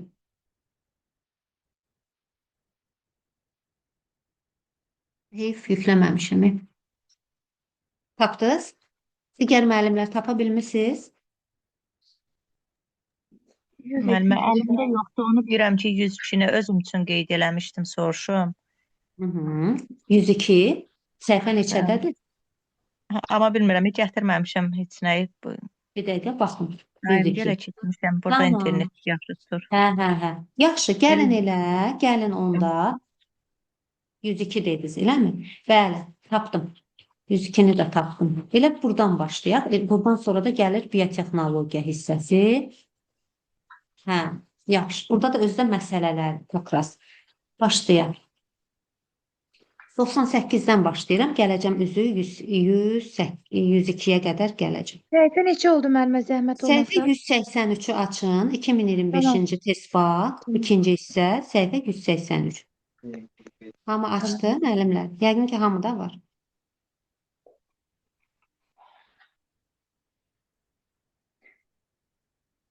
Sən o 2023-dən düz gəlmir hə onda o. Mən düz Yox, seçdim. nömrələri düz gəlmir.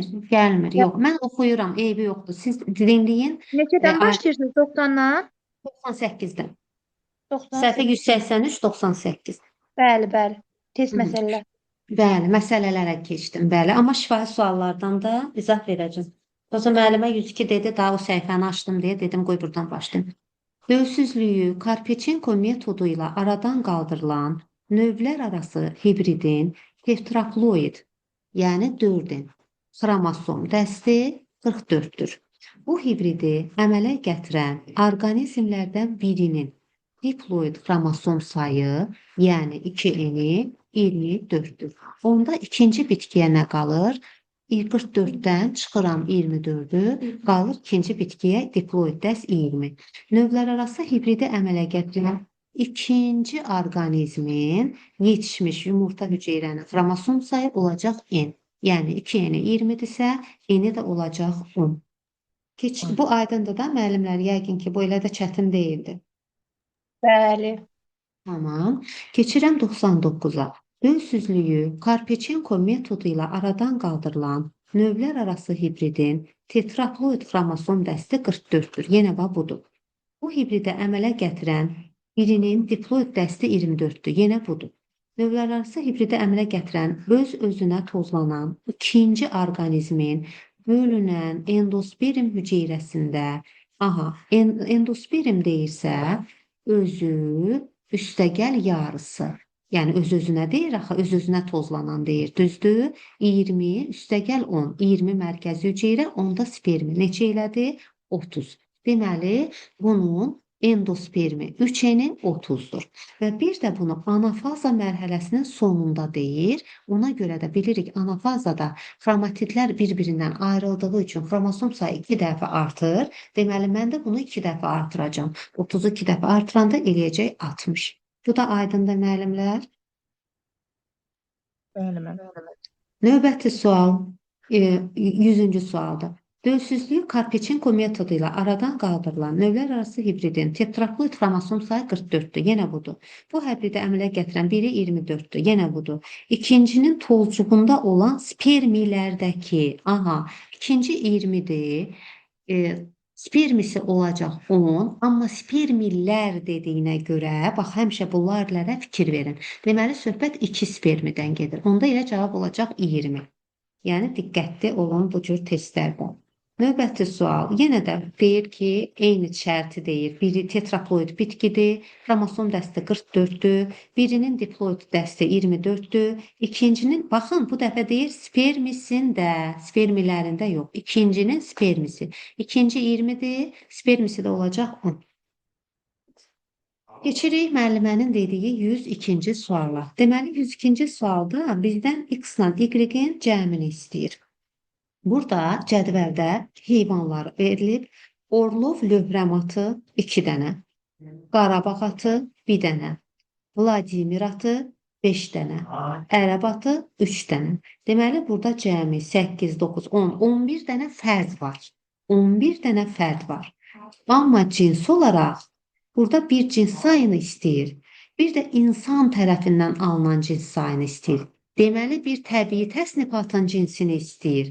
Baxın, bunlar hər biri ayrı-ayrı ad cinsləridir. Yəni, insan tərəfindən alınan ayrı-ayrı ad cinsləridir. Yəni, növdən daha kiçik takson olaraq süni yaradılmış cinsə baxırıqsa biz, burada 4 dənə cins görürük. Orlov lövrəm atı bu bir cins, Qarabağ atı ikinci cins, Vladimir atı üçüncü cins, Ərəb atı dördüncü cins. Yəni insan tərəfindən alınan cins sayı, yəni Y 4-dür.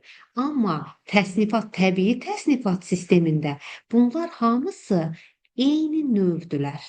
Eyni vəhşi Prejvalski atlarından başlanğıc götürülmüş növdülər və eyni cinsə, at cinsinə aiddirlər. Deməli, cins olaraq, təbii təsnifat cinsi olaraq bir cins, süni təsnifatın cinsi olaraq, yəni insan tərəfindən seleksiya yolu ilə alınmış cins olaraq hər biri ayrı 4 cinsdir. Cəmi eləyir 5.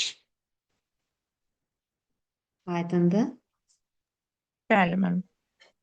Növbəti sual 53-cü sualdır. Diploid xromosom dəsti 40 olan bitkinin yumurta hüceyrəsi, bax tez yazıram, mən öz işləmə üsulumu göstərirəm sizə. Diploid deyir, deməli 2-ni 40-dır. Yumurta hüceyrəsi deyir, deməli bu dişi fərddir. Diploid xromosom dəsti 24 olan, biz bura yazıram, 2-ni 24-dür. Bitkinin tozcuğu ilə tozlanıb, deməli bunun tozcuğunu istifadə edib, bu erkək fərddir. Əmələ gətirən hibridin dölsüzlüyü Karpechenko metodu ilə aradan qaldırılmazsa, toxumun endospermində cəmi neçə xromosom olar? Deməli, burada qaldırılmazsa deyir, Karpechenko metodu ilə aradan qaldırılmazsa. Yəni, normal halına baxıram. Mən bunları çarpazlaşdıranda dişidən mərkəzi hüceyrə, yəni 2N40, erkəkdən spermi, yəni özünün yarısı, 24-ün yarısı eləyir 12. Cəmi endosperm olacaq 52.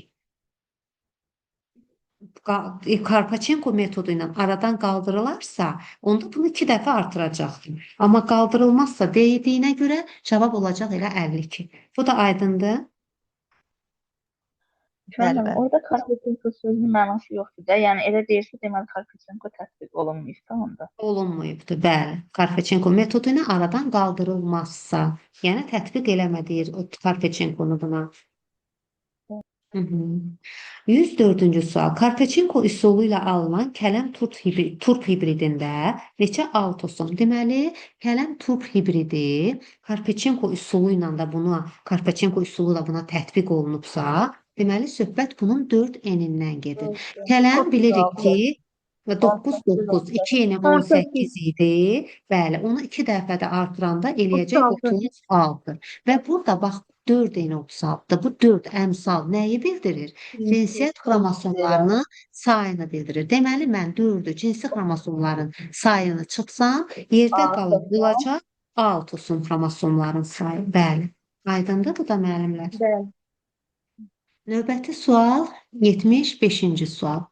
Birinci diploid bitkinin endosperm hüceyrəsində, deməli, birinci bitki diploiddir, 2N'dir. Onda onun endospermi 3N olacaq, özü üstəgəl yarısı. Və deməli, bax bu bitkinin 3N'i bərabərdir 66-ya. İkinci diploid bitkinin kök hüceyrəsi, ikinci bitki 2N'dir, onun kök hüceyrəsi də 2N'dir. Bölünməsi zamanı anafaza mərhələsinin sonunda, deməli 2 dəfə də artmış olacaq. Bəli, 4-ə qalxmış olacaq. Bunun 4-ə 64-dür. Bitkilərin çarpazlaşmasından alınan və dölsüzlüyü Karpechenko metodu ilə aradan qaldırılan hibridin somatik hüceyrəsində necə? Birinci, hər ikisini gətirirəm enə. 3 eni 66-dırsa, eni olur 22. 4 eni 64-dürsə, eni olur 16. Bəli, düz yazdım inşallah ki 16. Aha. İndi bunları normal halda qametləri biri 22, biri 16 çarpazlaşanda olur 2n neçə eləyir? 38. Yəni 8. enlə eni topladınız da, belə çıxır. Bəli, n-dən n-i topladım. Bəli. Elədi Sonra 10. karpechenko eləyir. Bir də Düzdür? buna, bəli, bir də buna Karpechenko metodunu tətbiq Bölgəyə edəcəm. 76. Eləyəcək 76. Bəli, məndən də elə istəyirdi bunu. Karpechenko tətbiq olunmuş hibridin somatik hüceyrəsini istəyirdi. Deməli 4-ni istəyirdi, o da oldu 76. Deməli müəllimlər neynədim? Əvvəlcə hər ikisini n-ə gətirirsiniz. Hər ikisini. Sonra bu n-ləri birləşdirib 2n-i alırsınız. Sonra ona Karpechenko tətbiq edirsiniz. Ondan sonra da nə soruşur? 10. Məsələn, desəydi ki, bu hibridi anafazada mən 76-nı bir də 2 dəfə artıracaqdım. Aydındır? Növbəti sual. 106-cı sualdır. Dölsüzlüyü Karpechenko metodu ilə aradan qaldırılan növlər arası hibridin xromosom sayı 28. Deməli, bu 4-ni 28-dir. Bu növlər arası hibridi əmələ gətirən bitkilərdən birinin diploid xromosom dəsti 14-dür. Deməli, 2-ni 14-dür. Onda o birisinə nə qalır? 14. İkisi də 14-dür. İkinci bitkinin mayalanmadan bilavasitə əvvəl düşeym kisəsində olan hüceyrələrin xromosom dəstlərinin cəmini tapın. Spermilər kisəyə daxil olmayıb. Deməli, spermilər kisəyə daxil olmayıbsa, mayalanmadan əvvəl 5 dənə N, Bəli, 5 dənə 8 n mayalamada xromosom. iştirak etməyən, bir dənə yumurta hüceyrə yenə n, bir dənə də mərkəzi hüceyrə 2n. Neçə elədi? 8-in. Deməli, 2n-i 14-dürsə n-i 7-dir. 8 olur. 7 vur 8 neçə eləyir? 56. Aydındır müəllimlər? Əgər spermilər də kisəyə daxil olmuş olsaydı, mən 10n-dən hesablayacaqdım. 2 dənə spermini də ora əlavə eləyəcəkdim. Müəllimə, orada iştirak etməyən dedi sualda, yoxsa? Yox, deyir ki, mayalanmadan əvvəl düşeym kisəsində olan hüceyrələrin xromosom aydın. dəstlərinin cəmi. Axı mayalanmadan əvvəl o 5 dənə mayalanmada iştirak etməyən hüceyrələr də var, antipod və sinerjitlər. Onları da hesablamalıyıq. Elə bildim iştirak etməyənləri deyir. Yox, ümumən deyir ki, kisədə olan hüceyrələrin. Aydın. Spermilər deyir, daxil olmayıb, yəni onu hesablama deyir. Sonra belə bir Venn diaqramıdır, müəllimlər. Sarı belflerlə Kitaykanı Euler Venn diaqramında müqayisə edir. Miçurinin işlərindən biridir. Sarı belfler cənub sortuydu, alma sortuydu. Kitayka isə Tur, Sibir sortuydu, soyuğa davamlıydı, amma o da sortuydu və deməli belfler Kitayka sortunu almışdı. İndi oxuyaq. Kitaykadan erkək kimi istifadə eləmişdi. Sarı belflerdən ana bitki kimi istifadə eləmişdi. İndi oxuyaq. Miçurin tərəfindən seleksiyada ana bitki kimi istifadə edilmişdi. Bu nəyə aid oldu? Sarı belflerə. Yazdım bura. Belfler Kitayka alma sortunun alınmasında istifadə olunmuşdu. Hər ikisindən istifadə eləmişdi. Yazdım ortaya. Cənub sortudur. Sarı belfler cənub sortu idi. Şirin, sulu, zadlı, amma soyuğa davamsız. Miçurin tərəfindən mentor üsulunda istifadə edilmişdi. Hər ikisindən mentor üsulunda həm calaqaltı kimi, sonra da həm calaqüstü kimi istifadə eləmişdi bu sarı belflerdən. Çünki ilk aldığı hibrid xoşuna gəlməmişdi. Təzədən sarı belflerdən ona calaqlar eləmişdi. Bəli. Sərt iqlimdə yaşaya bilir, meyvələri də turşdur. Bu Kitayka sortuna aiddir. Yazıram bura. Miçurin tərəfindən seleksiyada ata bitki kimi istifadə eləmişdi. Bu da Kitayka idi. Həmişə deyirəm ki, Kitaylar kişisi qadını fərqlənmirlər, bir-birindən mən ayıramıram. Yəni elə deyirəm ki, yadımda qalsın. Kitaylar məndən inciməz inşallah. Sonra 108-ci sual. Uyğunluğu müəyyən edin. Çiçək qrupunun birində çiçək düsturu Ç2 üstəgəl 2. Yəni 2 çiçək pərdəsi, 2 çiçək pulcuğu, 3 erkəkçik, 0 dişicik, digərində isə 2 çiçək pərdəsi. Bəli, bu qarğıdalıdır. Çünki 2 müxtəlif çiçək qrupunu göstərir və bunun məhsuldarlığını da artıran Xaçenko olmuşdur. Gülçiçəklər fəsiləsində bitkilərin seleksiyasında uzaq hibridləşməni istifadə edən isə Gustavoid idi. Gülçiçəklər deyirik, üzr istəyirəm, Miçurin idi. Bəli. Borucuq şəkilli çiçəklərinin çiçək düsturu K0, L5, Y5, D1, Mürəkkəb digər şəkillər. şəkilli Bəli, bu da Günəbaxanın çiçək qrupunu Tamam. göstərir, dilcik şəkli və boru şəkli. Bununla da məşğul olan, onun yağlılığını artıran flavonoid olmuşdur. Hı hı. Yenə də burada uyğunluq testidir. Kalmık Jersey, qaramal cinsi, çox illik buğda sortu, bestir. Növ Tirtikaliya. daxili necə? Çox illik buğda tirtikaliyada, hə müəllimə? Çox illik buğda sortu, bəli, Buğda buğdayla ayrı qotundan ayrı alınmışdı Sitsin tərəfindən, bəli, doğrudur. Növdaxili çarpazlaşma nəticəsində alınan bu kalmık cerseydir. Xətlər arası hibridləşmə nəticəsində almışdılar. Uzaq hibridləşmə nəticəsində alınmayıb. Bu da kalmık cerseydir. Çünki çox illik buğdayla ayrı qotu uzaq hibridləşmədir. Bestirdə ağ balıqla cökə, yenə də uzaq hibridləşmədir. Buğda ilə ayrı qotunun uzaq hibridləşməsi nəticəsində alınıb. Bu çox illik buğdadır. Dedik ki, Sitsin tərəfindən alınıb. Uzaq hibridləşmə nəticəsində alınan heyvan cinsidir. Dedik ki, bu bestirdir. Ağ balıqla cökənin hibridləşməsindən alınıb. Öz-özünə tozlanma nəticəsində yaranıb. Bu heç birinə aid olmayacaq. Heç biri uzaq öz-özünə Uzaq tozlanma nəticəsində. hibridləşməyə biz qohum olmayan çarpazlaşma deyirik də, yəni düzdür müəllimə? Uzaq hibridləşmə növlər arası. Yəni qohum olmayan çarpazlaşmanın özünün də iki forması var idi. Bax, hibridləşmə iki yerə ayrılır. Qohum çarpazlaşdırma, buradan klaster kimi çəkim sizə. Yazıram bura, hibridləşmə. Bəli. Hibridləşmə. Bunu ayırıram iki yerə. Qohum çarpazlaşma və qohum olmayan çarpazlaşma. Qohum çarpazlaşmaya aid idi bitkilərdə öz-özünə tozlanma və heyvanlarda inbreeding. Hansı ki, Valideyn saf formaları xətlər, bəli, valideynlər, bacı qardaşlar, Bəli. hansı ki, bu saf xətlər almaq üçün Böyük və ad, böyük ad, əlamətləri, kiçik ad. bəli, əlaməti möhkəmləndirmək üçün istifadə olunurdu. Bu da sonrakı nəsillərdə depressiyaya və stressə səbəb olurdu, nəslin cırlaşmasına gətirirdi. Onda Birinci lazım nəsil idi özünü bizə, göstərirdi. bəli, qohum olmayan. Qohum olmayan özü də iki cürdür. Var növ daxili, var növlər arası. Növ daxili eyni növün fərqləri idi. Müxtəlif saf xətlər arasında aparılır. Müxtəlif cinslər, müxtəlif sortlar arasında. Olsun da müəllimə. Tovuz quşu ilə götürək bir dənəsini oradan çempionu. Növ daxilinə. Aha, bəli, doğrudur. Və yaxud böyük ya buğdayla kiçik ya buğdanın xətlər arasıdırsa, bəli, bu da qohum olmayan, amma növ daxili. Növlər arasına isə bayaq dediyimiz kimi uzaq hibridləşmədə deyilir. İkinci adı belədir. Burada artıq müxtəlif növlərin arasında baş verdiyi üçün adətən fərqlər ölçüsüz olur.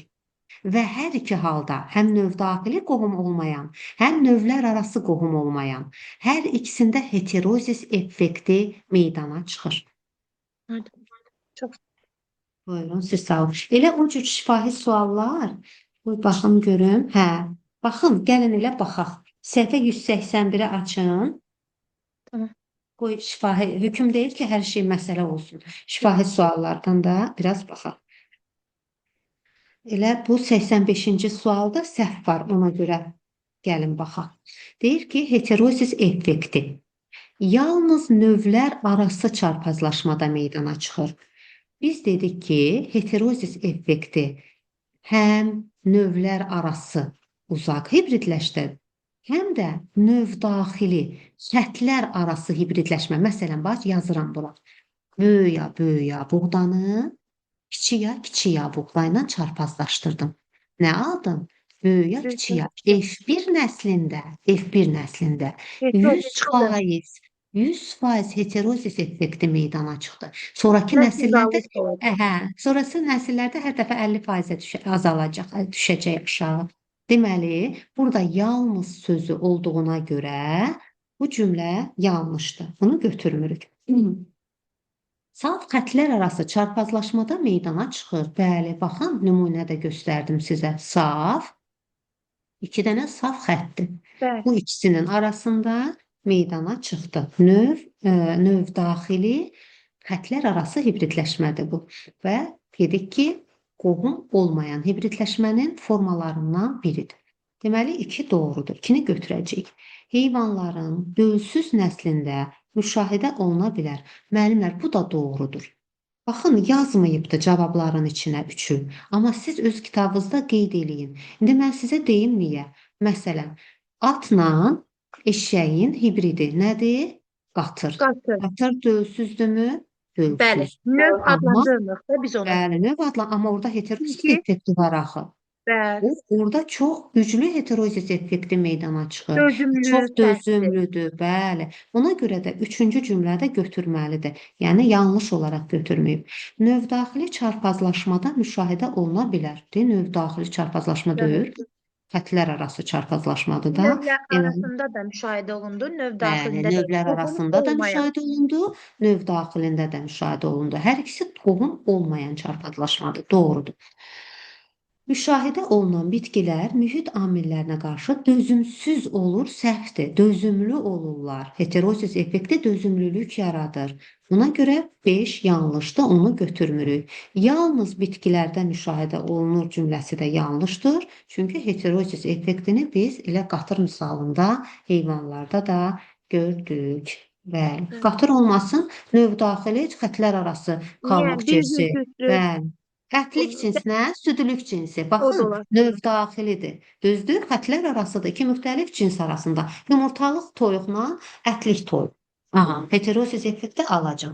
Deməli, təkcə bitkilərdə müşahidə olunur da yanlışdır. Burada 2, 3, 4 doğrudur. 2, 3, 4. 85-ci sual. Aydındır müəllimlər? Bəli, bəli. Növbəti 86-cı suala baxırıq. Seleksiyaçılar tərəfindən yetişdirilən hansı canlılarda qametlərin saflığı fərziyyəsi pozulmamışdır? Qametlərin saflığı o zaman olur ki, qametə əlamətlərdən yalnız biri düşsün. Bu da diploid formalarda, haploid formalarda ola bilər. Amma poliploid formalarda mümkün deyil. Çünki bir əlamətdən 2 gen gəlir, düşür qametə. Bu zaman saflıq pozulur. Astagorovun yetişdirdiyi tut ipək qurdu poliploid idi, yadınızdadırsa. Deməli, bir də pozulub, götürmürəm. Miçurinin yetişdirdiyi Berger Kitayka alma sortu bu hibrid idi, amma poliploid formu deyildi. Ona görə də burada götürəcəm. 2-də saflıq pozulmayıb. Kalmık Jersey qaramal cinsində də yenə növdaxili çarpazlaşma idi, xətlər arası çarpazlaşma idi və burada poliploidlik yox idi. Deməli, burada da qametlərin saflığı pozulmayıb. Döllü tritikali, tritikum buğda, sekali çovdar. Buğdayla çovdarın hibridi idi, uzaq hibridləşmə idi, dölsüz idi. Sonradan ondan dölsüzlüyü aradan qaldırmaq üçün xromosom dəstini dəfələrlə artırırlar. O zaman döllü tritikali əldə olunur. Döllü tritikali poliploid olduğuna görə qametlərin saflığı pozulmuşdur. Bunu götürmürəm. Berkshire Askania donuz cinsi saf xətlər arası hibridləşmə nəticəsində növdaxili çarpazlaşmadır və biz ümumiyyətlə malqarada poliploidlik görmürük. Deməli, burada da qametlərin saflığı pozulmayıb. Abdullayev tərəfindən yetişdirilən tut bitkisi poliploid formaları yetişdirmişdi. İlyas Kərəmoğlu Abdullayev. Buna görə də poliploid olduğu üçün burada da qametlərin saflığı neyiniyib? Pozulub. Sonra gəlin biraz da biotexnologiyaya baxaq. Orada da şifahi suallar, izah tələb edən suallar var. Bura qədər sualınız yoxdur müəllimlər? Mən bugün vaxtınızda Allah müzülür sayın. Mən baxdım nəyə? Araşdırma elədim şeydə, Bəli. Giminidə. Orada Aha. dedilər ki, yəni Hı hı. orada dedi ki, bu tərbiyələndirmə üsulunda, yəni Hı. necə böyük uşağı tərbiyələndirirsə, sanki bitkini də elə tərbiyələndirib də Miçoy. Belə bir Bəli. metoddan istifadə edib. Bu Bəli. zaman cavan bitkinin dominantlığını idarə Hı hı. etmək üçün yaşlı bitkinin üstünə calaq ediblər. Calaqalt Hı hı. və ya calaq üstü kimi də belə deyək. Amma bizim Bəli. dəftərdə elə yazılıb ki, həmən hibirdə nə isə gətirib calayıblar. Başa düşürsüz? Hibrid alınıb, kənardan Hı hı. bir qələm calağı misal üçün gətirib onu əlavə etmişik. Biz belə başa düşürük. Yox, sarı perflerin özünü eləyir. O birinci tozcuğu ilə tozlandırır. Bəli. Hə, Alınır, sarı sarı amma turp bezlərini taykanı bəli. Sonra xoşuna gəlmir onun. dadı. Bəli. Gəlməyəndə bəli, sarı perflerdən təzədən ona calaqlar eləyir. Yəni o bitkini aparıb yaşlı bitkinin üstünə calaq edir də, belə çıxır. Cavan bitkini belə çıxır. Bir də ki, Yaşını orada vermir. Sadəcə deyir ki, sarı belflerdən bir dəfə calaqaltı kimi istifadə edir. Bir dəfə calaq üstü kimi. Təzədən ona bir də bir də calaqlar eləyir. mentor üsulunda belə olubmuş ki, yəni belə deyim, dominantlığın idarə olunması, yəni onu mən soyuq iqlimdə saxlasam, soyuğa dözümlü olacaq. Cənuba gətirsəm, yəni iki tipli xarakterə Aha. malik olacaq da, bitki belə Bəli, deyim sizə. bəli. Genetik İnkişaf cəhətdən dəyişmir. Bəli. Bəli. İnkişafın ilk illərində deyir, asanlıq necə ki uşağı bir ağacı yaşkən əyərlər Bəli. də, uşağı da bir Bəli. balaca olanda tərbiyə eləmək asandır. Bu da deyirdi ki, inkişafının ilk illərində bitkidə o dominantlığı idarə eləmək mümkündür. Sonradan mühitə uyğunlaşır, ta onu idarə eləmək olmur. O uyğunlaşdı öz Çox əlamətini. maraqlıydı. Hə, bəli. Amma müasir dövrdə təbii ki, istənilən yaşda indi hər cür şey çıxıb da, bu söhbət aiddir Miçurinin dövrünə, o vaxtki işlərə aiddir. İndi hələ ki dərsliklərimizdə gedir, biz də onu öyrənirik, çünki sualda salırlar. Bəli. Bəli. Hı. Sonra bir də burada demək, nəyi deməliyəm sizə? Biz bunları izah eləsək, vaxt çox gedər. Belə bəzi suallara baxmaq istəyirəm. Məsələn, 21-ci sual haqqında sizə bir şeyi demək istəyirəm. 21-ci sualı, bəli. Çünki burada qeyd eləmişim. Deməli, baxın, burada meymunlarda klonlaşdırma apararkən, ümumiyyətlə bir şey deyim sizə müəllimlər. Hansı təzə bölməyə ki, əl atıblar, hamısında sualı da səhv qoyublar, yəni düzəldə bilməyiblər. Onu deyim sizə. Baxın, burada yazır, meymunlarda klonlaşdırma apararkən hansı hüceyrələrin nüvələrindəki irsi material hansı hüceyrələrə köçürülür? Bax, bu Dolly ki, tez qocaldı, telomerlər ki, öz sözün dedi. Alimlər dedi, neynəməyək? Blastomerlərdən istifadə eləyək. Dərsliyin də cümləsidir müəllimlər bu. 11-ci sinif dərsliyində açıb oxuya bilərsiniz. Amma aydın deyil də o. Meymunlarda cümlə deyir, aydındır. blastomerləri götürdü və yerləşdirdi digər hüceyrələrin nüvəsinin yerinə.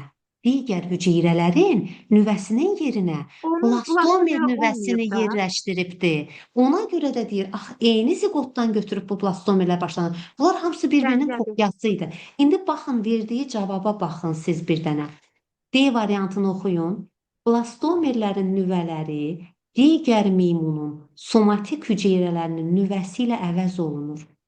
Tamamilə səhvdir də. Əslində olmalıdır ki, meymunun somatik hüceyrələrinin nüvəsi blastomerlərin nüvəsi ilə əvəz olunur. Bu dərsliyin cümləsidir. Bunu mən özümdən demirəm.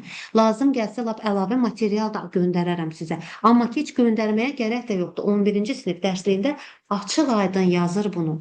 Yəni burada səhv yazıb yerinə, əksinə olmalıdır. Blastomerlərin nüvəsindən istifadə ediblər. Daha blastomerin nüvəsini tullayacaqdırsa, nəyinə lazımdır onun qoca hüceyrənin nüvəsi? Blastomeri ona görə götürür ki, bu cavandır, bu hələ tez İçində də nüvə var. qocalmayacaq. İçində də Hə. nüvəsi var, çıxartmayıb da onun da Blastomerin nüvəsi. bəli nüvəsini götürür, qoyur somatik hüceyrənin nüvəsinin yerinə. Bu isə yazıb ki, güya blastomerin nüvəsini əvəz eləyir. Yəni səhvdir də, yanlış olaraq yanaşıbdılar. Sonra nəyə baxaq? Məsələn, 25 də maraqlı sualdır. Gəlin ona da baxaq. 25-ci sualda deyir ki, bir xırda buynuzlu qara malın klonlaşdırılması prosesində 3 fərd iştirak edib. Bunlardan biri klonu balalığında böyüdür. Deməli, klonu balalığında böyüdən müəllimlər mütləq necə fərd olmalıdır? Erkək olmaz ki, düzdür, Amma balalıq kimindir? Bəli, Könül, mən üzrlü sayın sözü kəsəm. buyurun. 98-ci səhifədə o siz dediniz ya, blastomerlərin nüvələri çıxarılmış hüceyrələr. Orada Aha, misal üçün belə yazılıb o cümlə. Onu mən indi də başa düşməmişdim siz deyənə qədər.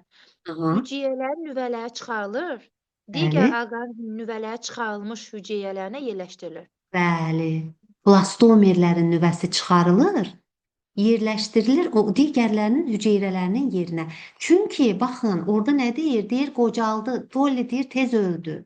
Niyə qoca idi? Çünki onun nüvə DNT-si o qocadan götürmüşdü ona görə. İndi bunu aradan qaldırmaq üçün bu nədən istifadə edir? Blastomir nüvəsindən. Axı blastomir nüvəsi cavandır. Bəli. Embrional dövr, bəli. Yoxsa ki, bu nəyinə lazım idi? Elə o başqa bir hüceyrə götürərdi. Blastomir bunun nəyinə gərək idi? Onu da onda yerləşdirilir somatik hüceyrənin nüvəsi Bəli, plastik bəli, bəli, bəli, bəli. Mən sizə lap istəsəz əlavə Yox, material. ehtiyac yoxdur. Mən sizə Bəli. inanıram. Sən cümləni başa düşməyəndə araşdırmağa verirəm ki, onu aydın olsun da, yadda qalsın Hə, deyə. hə. Bax, araşdırma da versəz, mən deyən kimi deyəcək. Blastomerin Hə, nüvəsindən istifadə eləyibdir. Çünki məntiqlə götürəndə bu blastomeri nə üçün istifadə elədi? Dolly bunu doğrultmadı da, qocaldı deyə. Buna cavan nüvə lazımdır. Cavan nüvə də kimdədir? Blastomerdə. Blastomerin nüvəsini atacaydımsa, blastomir nəyimə lazım idi? Boş Somatik bir dənə bölünmüş plastik nəyimizə lazımdır ki bizə? Bəli, bəli, bəli. Sırf onun nüvəsinə görə istifadə eləyirlər onu da. Blastomeri Mən nüvəsini tullayıb yerinə qoca şeyi qoymazlar heç vaxt. Bəli. orada deyir ki, o da uğursuz oldu. Bəs ondan niyə elə deyir? Ona görə ki, hələm tam, baxın, mutasiyalar bir neçə nəsil aparandan sonra görürlər ki, elə bil ki, bir vərəqin kopyasını çıxardırsınız, hə? Birinci dəfə nüsxə normaldır, babatdır. İndi həmin o kopyadan bir də kopya çıxardırsınız. Biraz da Zəif. solğun oldur. Sonra hər dəfəsində, bəli, mutasiyalar öz sözün deyir də, istər-istəməz tam o dolğunu, əstəğfurullah, Allahla Allahlıq eləmək olmur da. Heç kim mən inanmıram nə vaxtsa ulaşacaqlar, nə bilim. Sivilizasiyaların sonu həmişə gəlir, çox yüksəyə çata bilmir. Heç bir Birincidən saf sonsuz fərqlərdən alınır. Mən sanki alınır heterozigot. Sonra o həmən heterozigotlar birləşdikcə yeni fərqlər əmələ gəlir. Tam oğuzu əmələ gələ bilmir də. Bölünür əlamətlər fərqlər arasında sanki, elədirmi? Mutasiya gedir. Bəli, mutasiya gedir, zəifləmə gedir. Tam orada da öz hələm ki, məsələn insanı klonlaşdırıb qutara biliblər? Yox. Yox. İşlər gedir. Bəli, ona görə də bəli, hələ ki onlar istədiyi nailiyyəti əldə eləməyibdir. Belə. 11-ci Hə. sinifdə bir maraqlı bölmə budur. Bir də ki, bilirsiniz hansıdır? Bu belin mezodermasını çıxardıb yerləşdirirlər. Yox, qarın mezodermasını çıxardıb yerləşdir. Bax, o hissə maraqlıdır. Onu da araşdırmışdım. O bir digərinin yetişdirilməsinə kömək edir. Mezoderma sinir borusunun yetişdirməsinə kömək edir.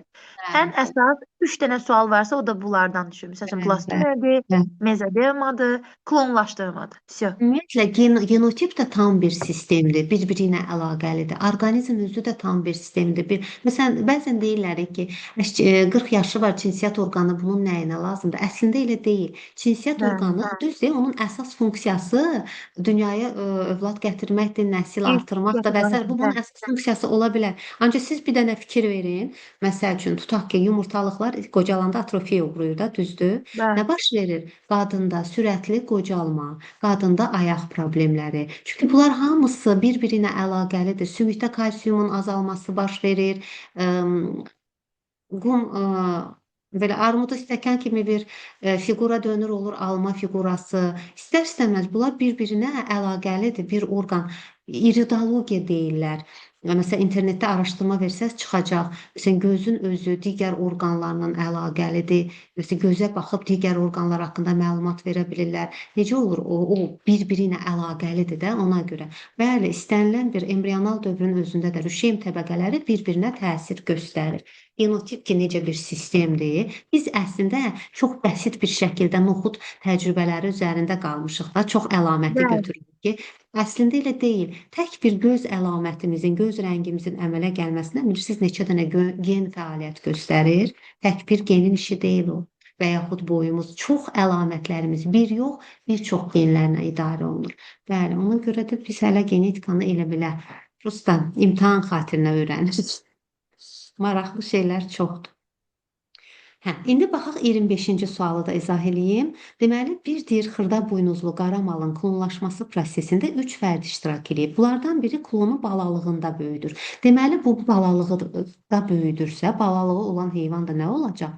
Dişi fərd olacaq. Deməli, bax bu birinci oldu dişi. Aha, digərindən isə somatik hüceyrəsi nüvəsi və yumurta hüceyrə alınıb. İndi burada Dolly olduğunu qeyd eləmir. Dolly olsaydı konkret olaraq biz deyəcəkdik ki, bunun somatik hüceyrəsi süd vəzisidir, bu da dişidir, amma demir onu. Deməli o erkək də ola bilər, dişi də ola bilər. Amma o erkəkdirsə, somatik hüceyrəsinin nüvəsi götürülən erkəkdirsə, klonlanan fərd də erkək olacaq. Dişidirsə, klonlanan fərd də dişi olacaq. Və birindən də yumurta hüceyrə alıb. Deməli, o yumurta hüceyrəsi alınanda mütləq şəkildə nədir? Dişidir. Deməli, burada 100% 2 dənə dişi var. Bəli. Digər ikisi dişi də ola bilər, ikisi. Erkək Hibridlə, də ola müəllimə, bilər. alınan hibridlə götürülən somatikə onu deyirsiniz. Aha, bəli. Əgər somatik hüceyrə nüvəsi dişidən götürülübsə, yaralan Dişi klonlu dişidir. Somatik hüceyrəsi nüvəsi götürülən erkəkdirsə, yaranan klon da yenə erkək olacaq. Deməli, burada 4 dənə dişi də alına bilər. 2 dişi, 2 erkək də alına bilər. Burada da 3 cavabında 4 dişi, 4 cavabında 2 erkək, 2 dişi alına bilər. Bax, 1 erkək, 3 dişini götürmədim. Niyə götürmədim? Çünki 2 dişi nağddır da, düzdür? 2 dişimiz var. Birinin balalığı, birində yumurta hüceyrəsi istifadə olunub. O birisi ikisi, biri erkək, o biri dişi ola bilməz. Çünki nüvə DNT-ləri onların eynidir. Ona görə o dişidirsə, bu da dişidir, o erkəkdirsə, bu da erkəkdir. Aydındır bu da müəllimlər? Bəli, bəli. Təşəkkür edirəm. Buyurun, siz sağ olun. Sonra görürsüz, amma bax 31-də konkret Dolly nə verir? Bax orada hamısı dişi olacaq. Hamısı dişi olacaq. Görürsüz, 5-ci variantda yazıb, bu prosesdə iştirak edən bütün hüceyrələrdə istənilən halda Y cinsi xromosoma rast gəlmək olar. Xeyr, bunların hamısı dişidir. Dişidir hamısı. Belə müəllimlər. Sualınız varmı əlavə, nə isə bir? Çox sağ olun. Yəni biologiya bitməz o heç. Yəni araşdırdıqca Elm çıxır. bitməz. Elədir, Yox, elm bitən bir şey deyil. Sadəcə belə bir şeydir ki, biz həvəslə məşğul olsaq da lap dərinə həvəslə gedə bilmirik. Çünki mühit də özünüzdə bilirsiniz, iş həyatıdır, ailədir. İmtahana yaxın Könül- məsləhət görmürəm. Hə, İnşallah imtahanı verin, hamınız Yox, yerbəyər yox, olun, getməyin. Allahın izni ilə. Nə qədər istəyirsiniz, mən burada, siz burada. Hə. Araşdırarıq. Sizin qulluğunuzda hər zaman hazırıq. Canımsız, çox sağ olun müəllimə, çox sağ olun. Buyurun, siz sağ olun. Sağlığınız yoxsa sağollaşıram sizlə müəllimlər. Gecəniz xeyrə qalsın, yuxunuz şirin olsun. Sağ olun. Xoş istirahətlər, Bir dənə bol söz ruzu, söyleyeyim. Allah Deməli, zehin açıqlığı versin. Çox Sağ sağ olun. Sağ Mənim olun. bu testlərdə səhv yoxdur, hər işləsək. Səhv yoxdur da bu testlərdə, bu seleksiyadır, bu hissələrdə səhvlik var dində yoxsa yoxsa. Deməli, bax 27-ci sualda, 27-ci sualda bir dəqiqə.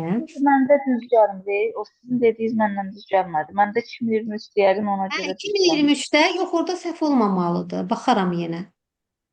Yaxşı, oldu ki. 2025-dən məsələn bax bir dəqiqə 85-də dedim səhvi. Bu bir dənə vərəqliyim deyim. 85-də bəli, 3-ü də əlavə eləməlidir ora. Sonra nə var Burada ayaq? bilmədim, 100-dən nədir sual, amma siz 102, 105 dediniz. Ona görə biraz Hə, Burada burada 100 dənə əlavələr var da. Bəs mən nə deyirəm? Deyirəm yeni nə sual əlavə ediblərsə, onu da səhv ediblər. Allah köməklər olsun. Hə, onda şundan, narahat olmayın, şundan. Onda sağollaşaq tez olur. Hə, Narahat yaxşı. olmayın. Oldu. Gecəniz xeyrə qalsın, sağ olun. Xeyrə Sağ olun. qarşı.